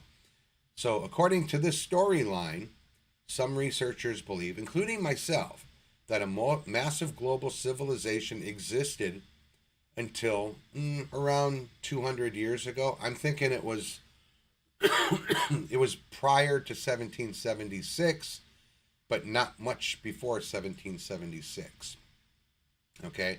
Because, and one thing, there were people that came over on the Mayflower, and they kept diaries. There was one lady in her diary. She said, it's so fascinating. We come to this new country, And we think that we have to build everything from scratch, but there were buildings already here for us. And they were talking about some of these buildings in cities that already existed. Okay? So this global civilization existed until, I mean, maybe it was 200 years ago, because I'm sure some of the giants that lived in the 1900s and the late 1800s, they were Tartarian. They were taller then. They were bigger then. But I don't think that they were Nephilim giants. Okay, these are these are pretty much, from what I can gather, pre-Diluvian ancestors that were prior to the humans that came about the way we are and our size. So it was allegedly erased from history. Not all of it, because there are still markers here. Pre-1900 architecture was allegedly free energy tech. Spires were allegedly power stations. Domes were allegedly resonators. Okay? And again, talking about like these cathedrals with the spires, and if you go in, you look at the floor and it looks like a circuit board for a computer, the way that it's the stuff on the floor is laid out. And there were pathways that you walked, and you walked these pathways, and they were considered pathways of healing. And you got healing from the frequencies that were emanating within that building, from the, like it says right here, that they were free energy tech, but they were power stations. They were collecting this power from the ether, from the air. Okay, so they were power stations. Domes were resonators. And then a global mud flood allegedly buried cities 4 to 15 feet deep under the mud. Some places that didn't get as much mud, say for example, in Philadelphia, Pennsylvania, and and in New York, where some of these cathedrals are at, and they're all over the United States. Some of these buildings. Some of them you can see where they actually had to dig them out. And what we see on the top end is only like a few stories of that building. But if you go and dig away underground, that building is much, much, much bigger than what's depicted on the top. You know, it's like you're looking at the tip of the iceberg. Okay, take for example, when you saw photographs of the White House when they were doing the restoration stuff. Well, now they're working on the ballroom, but when Barack Obama was president and they dug down, and if you look at those photographs very closely, you can tell that what's showing on the upper level, the part above ground, that's only the first half of the building. The other half of the building was buried underground. You could see that some of those columns and stuff extended like another 2 to 3 stories below ground.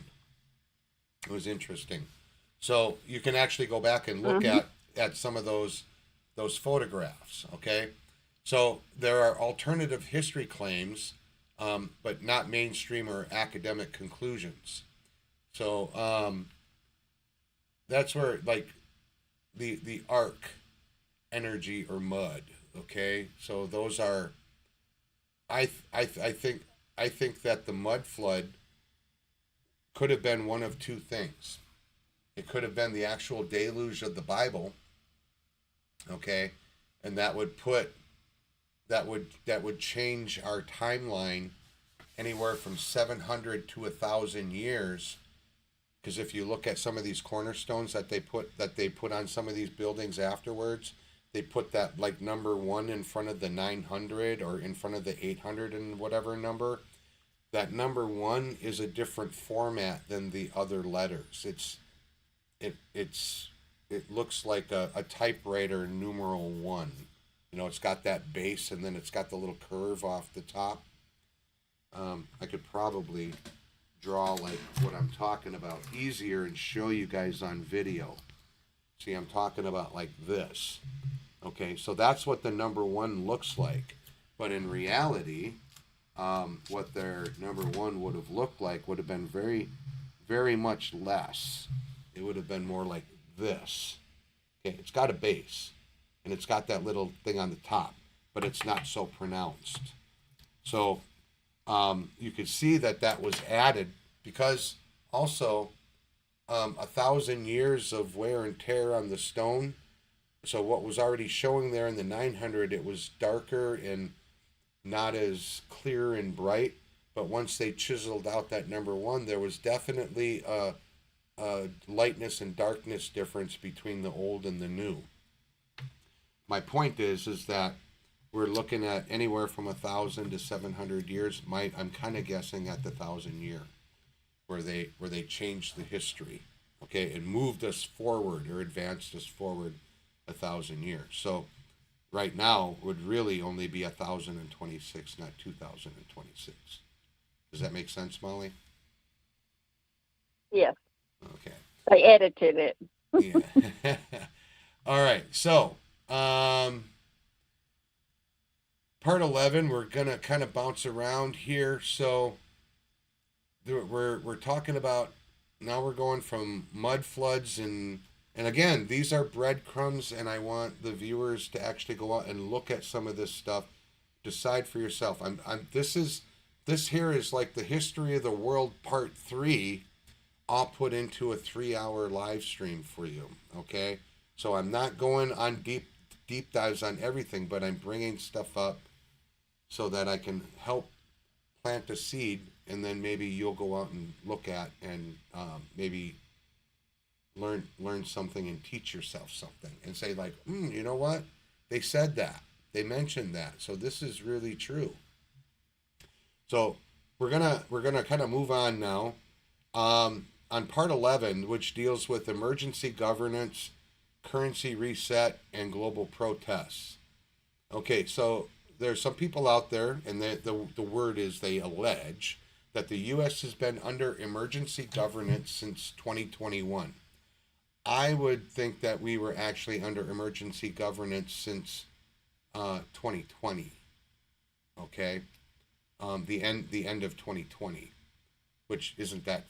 It just depends on, it could be a few days or it could be a few months, who knows. Okay, Trump actually never left power. I talked about that. The 45-47 on the MAGA hat does not mean 45 and 47. It means 45 through 47. So 45, 46, 47, and President Trump did tell the generals when he had them show up in Virginia, he called all the generals in, him and Secretary of War Pete Hegseth, and they did a briefing with these generals, and a lot of those generals were still Biden holdouts, if you want to call them holdouts, if you can be a holdout in the military. But these generals were advanced in rank much faster than they should have been in some cases, and we've already seen how President Trump has already made them go into retirement. They're no longer in the military. So Trump actually never did leave power, okay? These rolling blackouts may be planned because they're getting ready to test for our 10 days of darkness, quite possibly the EBS, and a global currency reset is underway. We've already talked about that. Gold may be overtaking treasuries. We already know that. And not just gold, but silver, okay? People, if you are not investing in silver right now, and I'm not doing this as a financial expert, I'm just saying, if you don't know that silver is like getting ready to explode, you're being left behind in the dust. You need to go buy as much silver as you can, because right now it's like $64, $65 an ounce. And they're talking by the end of 2026, it could be in the plus 3 digits. And by next year, it could be getting close to the 4 digits. It's just going to explode. Okay, so we know about the global currency reset. We know that it is underway. Okay, XRP may get some clarity. So we're finding out, and for a while there, a lot of your financial guys were saying, XRP has been holding steady, but it's cheap. You can buy it for like $1.50 a coin, right? But we have a feeling, some of us, that XRP is all of a sudden going to start going up bigly. And so if you go out and buy a bunch of XRP right now and just hold it, so say if you go buy a couple $100 worth and you just hold it, your couple $100 might turn into a few $1,000s fairly soon. So, but XRP, I think as Molly mentioned earlier, the XRP is supposedly part of the QFS. Correct, Molly? Correct. It's the key that lets you in. Okay, that's the key that lets you Lets you into your wallet. And I think Yeah, that's you why need it. it's holding its low price right now, so people can start buying it up. And then, as Molly mentioned too. That's right. And yeah, go ahead. it's going to do some special things afterwards. There's going to be a special allowances because they're going to buy it back, from what I understand. That's what I've heard from three people. Where they'll buy it back from you, and you can pretty much name your price. Right. Right. Well, that'll be cool. And then, yes. And then we've got the $250 Trump note, which Molly mentioned earlier too. That I think the $250 Trump note, it'll have Trump's picture on it. It'll probably be signed by him. It will be gold backed, and it'll be legal tender. And it is going to be the kind of like, remember when we had the Centennial $2 bills? Remember they did that for the Centennial? Be commemorative. Yeah, the commemorative. They're going to do, this is what the $250 Trump note will be. It's for our 250th birthday. Okay, so. Yeah. Beautiful. All right. Yeah. All right, so now, I'm not sure where this came from. I put this in my notes, and it's talking about including unmarked convoys moving evidence, IRS databases allegedly offline, night court sessions allegedly happening, protests erupting globally. Well, we see what's happening in the UK and Ireland right now. The Irish folk are not taking the crap anymore. They are they are going out and they're working to physically expel Muslims from Ireland. They're kicking their asses out one way or the other. And they're burning their houses and their stores down. And what is the UK Parliament going to be able to do? They aren't going to be able to do squat unless they try to turn the army against these people. The army's going to say, "F you." And basically, what's happening, we're seeing the UK, which was the ruler of the world for hundreds of years. We're seeing it take a big fall because they were evil and the things that they did. If they would have been an honest and righteous country, then they wouldn't be taking the fall that they are. But they're being punished severely right now, and the people are standing up and they're not going to take it anymore. All right, so we're supposed to be at the opening of hour 3, but that was an hour ago. So I'm going to move ahead very quickly. All right. So we're stepping into the final. I don't think we're going to go an hour. I'm going to get through this pretty quickly. Okay. But everything in this, I'm just going to call this section. Okay. And I need to say something, not because I want to, because I have to. So everything in this section is secondhand information. Okay. I don't think there's very much in this section that I have claim to fame that I did research on, that I can say for a fact that I can't say that I have firsthand knowledge. Okay. I have second and third hand knowledge, but I have enough people that I get information from that are, this is being talked about, so we have to talk about it. Okay. So I'm not presenting any of this as fact, and I want to remind you to use your own discernment, do your own research, think for yourself. I'm going to tell you straight, okay? There are things that I cannot say on this platform, and there are things that I will not repeat word for word. Some of the stuff that I'm warned not to say, I say it anyway, because in a way, if YouTube wants to take my channel, they did it to me once before, and I lost over 2,000. Not just there was 2,000 videos, but we had thousands and thousands of hours of work into those videos that got taken away. A lot of them I was able to save, but the amount of work that myself and my team of 85 strong back in the day, we put a lot of work into that. And because YouTube didn't like us saying something, and at that point in time, it was probably something Fast and Furious related, they wiped us out. Okay? They took us down. They took everything. I didn't even have an avatar left when they allowed me to have the site back, when they gave me the YouTube channel back. But luckily, as I do right now, I keep a local copy, and now we're multi-streaming out to multiple locations. So we've got it on Rumble, we've got it on X, it's also on YouTube, and we also get a copy over to BitChute in a day. So in a day or two, you'll be able to go watch this again over on BitChute. Okay, so what you're going to hear during this section is the shadow of the story, the outline or the shape, the edges, the implications. And you, the audience, I know you, you're going to connect the dots.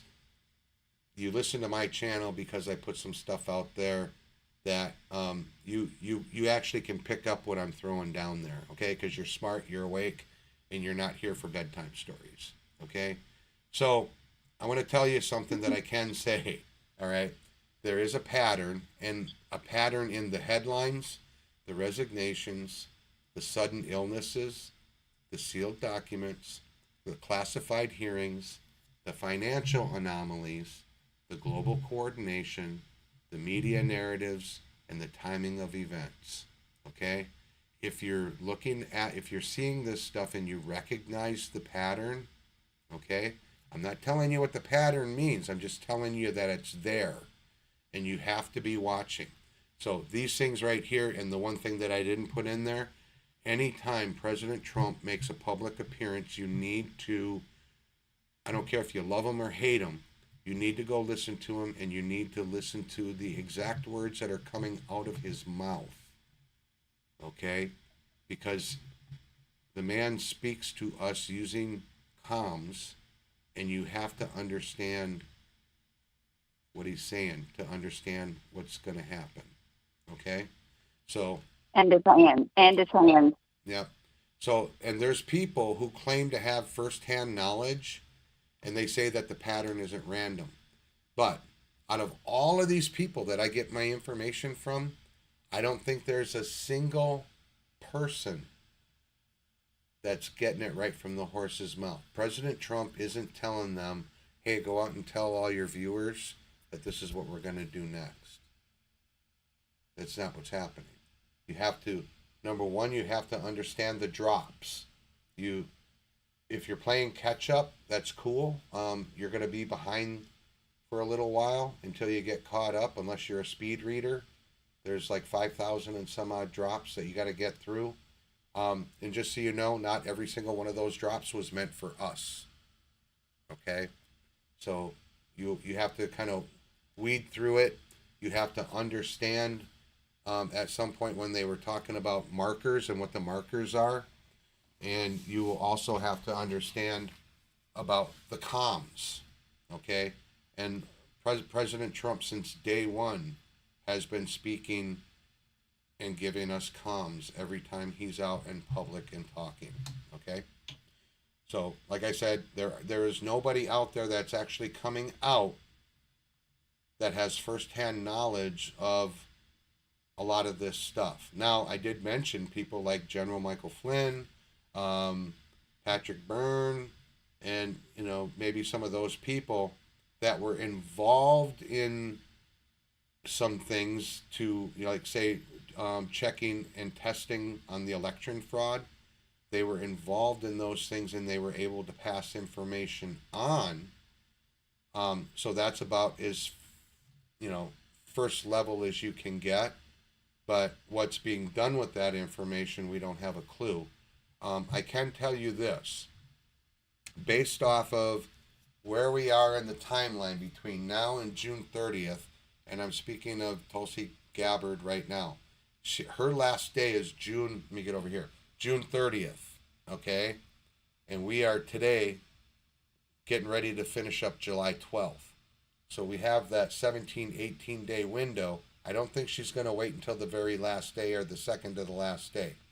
It's probably going to be somewhere in a 5, maybe 6 day period. That's my feeling. That's my gut feeling, where she's going to drop the Moab of Moabs. That's going to break. Molly and I always talk about drip, drip, flood. Well, we've had the drip, drip, and that what she's going to drop is going to break the dam. That's going to break the Russia hoax wide open. That's going to bust the election fraud wide open. It's going to bust all kinds of stuff wide open. Okay, so that's going to happen. You made one today. Yeah, and so that's one of the drips today. But when the Moab hits, all hell's going to break loose, and everybody. I guarantee you, every one of the main influencers is going to try to be the first to get out there and put this stuff up. As you know, that the way that I do things, I'm rarely ever the first one. I'm usually not the last, but I give it some time to cook a little bit, because there's not everything that comes out right away. I don't like to go out and give a little bit of information. I like to get as much information as I can to put out. And I like to do it in a way that is truthful and to keep you informed properly and not give you a bunch of bull crap. Okay? So like I said, there are things that I can't say here, but I can say this. There are topics that get channels deleted. There are names that get streams cut. Names. Okay? There are events that get videos throttled, and there are questions that get creators banned. I've crossed the line on some of those, but I do it in a way where I don't think that they're going to hose me. And even if they did, I have backup. If I got shut down from YouTube today, tomorrow I can go back live on Rumble, and I can add BitChute to my repertoire, and I'm still getting everything out to the same amount of channels at the exact same time. Okay? So instead of saying the thing, I'm going to say around the thing. So you know the topics that I talk about, okay? The events that didn't happen the way they said, the investigations that never made the news, the documents that aren't supposed to exist, the operations that nobody will confirm, and the people who aren't where they're supposed to be. Like, who's not out in the public right now, okay? The timelines that don't add up. I'm not telling you what's true. I'm telling you what's being claimed, and you decide what to do with it, okay? So on this second to the last segment, we're going to talk about the sources, okay? Let's talk about the sources, not who they are, because I can't do that. Not what they said, I can't do that either. But I can tell you, they claim to have firsthand knowledge. They claim to have seen documents. They claim to have been in the room, and they claim to have witnessed things. They claim to have been part of operations, and they claim to have access to the information that the public doesn't. Are they right? Are they wrong? Are they misled? Are they telling the truth? Are they exaggerating, or are they part of the psyop? I don't know. And I'm not telling you to believe them. I'm just telling you what they claim. And I'm telling you to think for yourself. And there's a reason for that. Because if you use your own discernment and you go out and you think for yourself and learn for yourself and do your own research, the information that you come up with is going to hit you here more profoundly than if we tried to tell you something, okay? So what I can do is I can show you, go look over there, or go check this out, okay? Molly loves this song too. It's a song that I put out called You're Watching a Movie is one of them. And then the other one that's an offshoot of it is you can't always tell somebody, you have to show them the truth. You can't always tell them, you have to show them. Now, who's doing that right now? President Trump and certain people in his administration. Okay? Tulsi's doing it. Okay? So,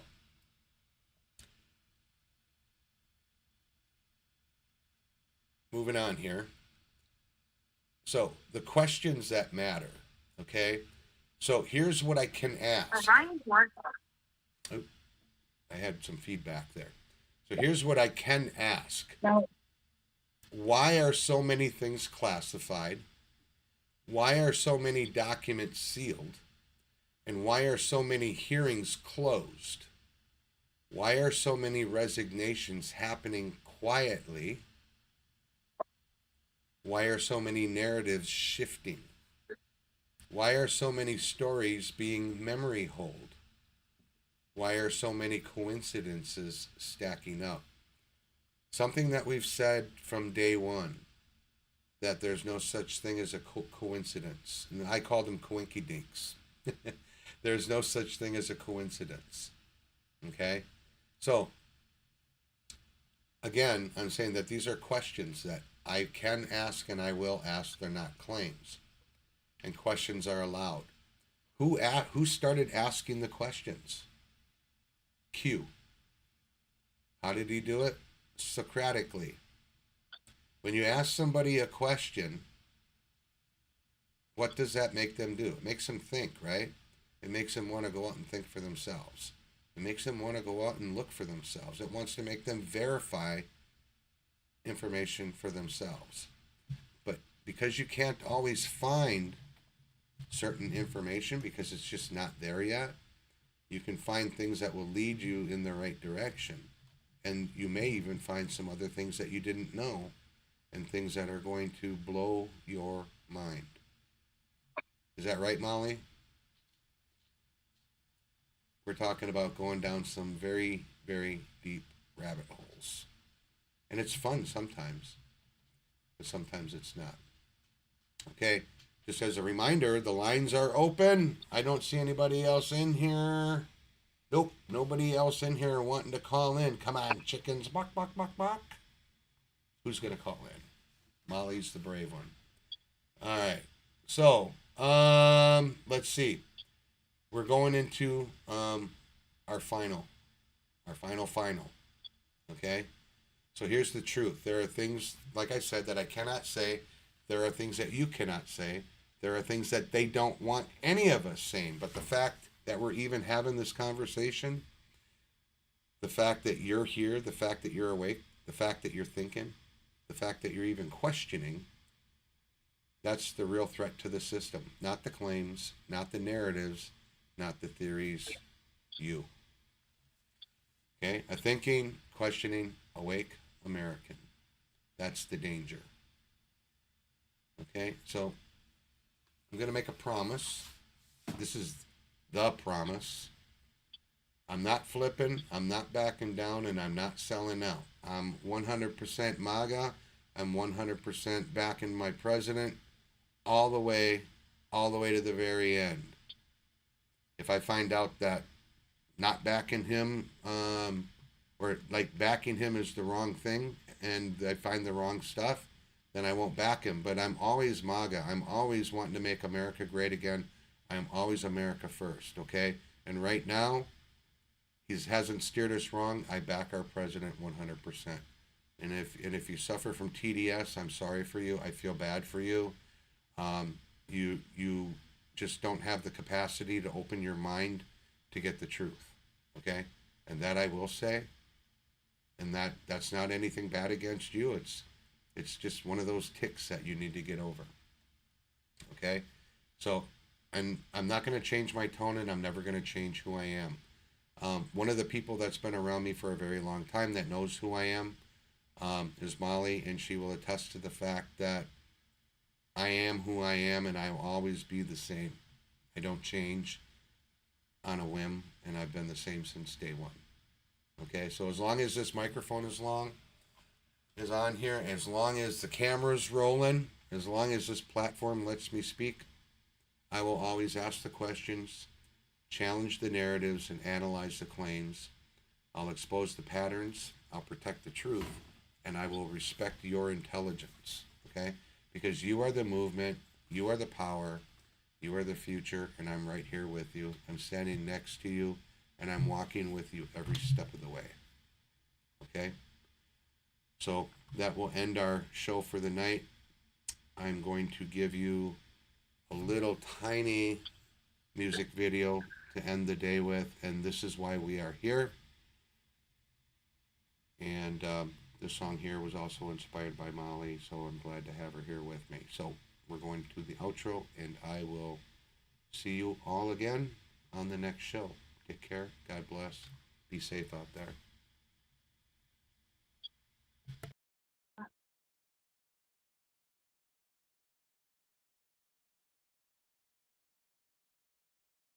Line muted.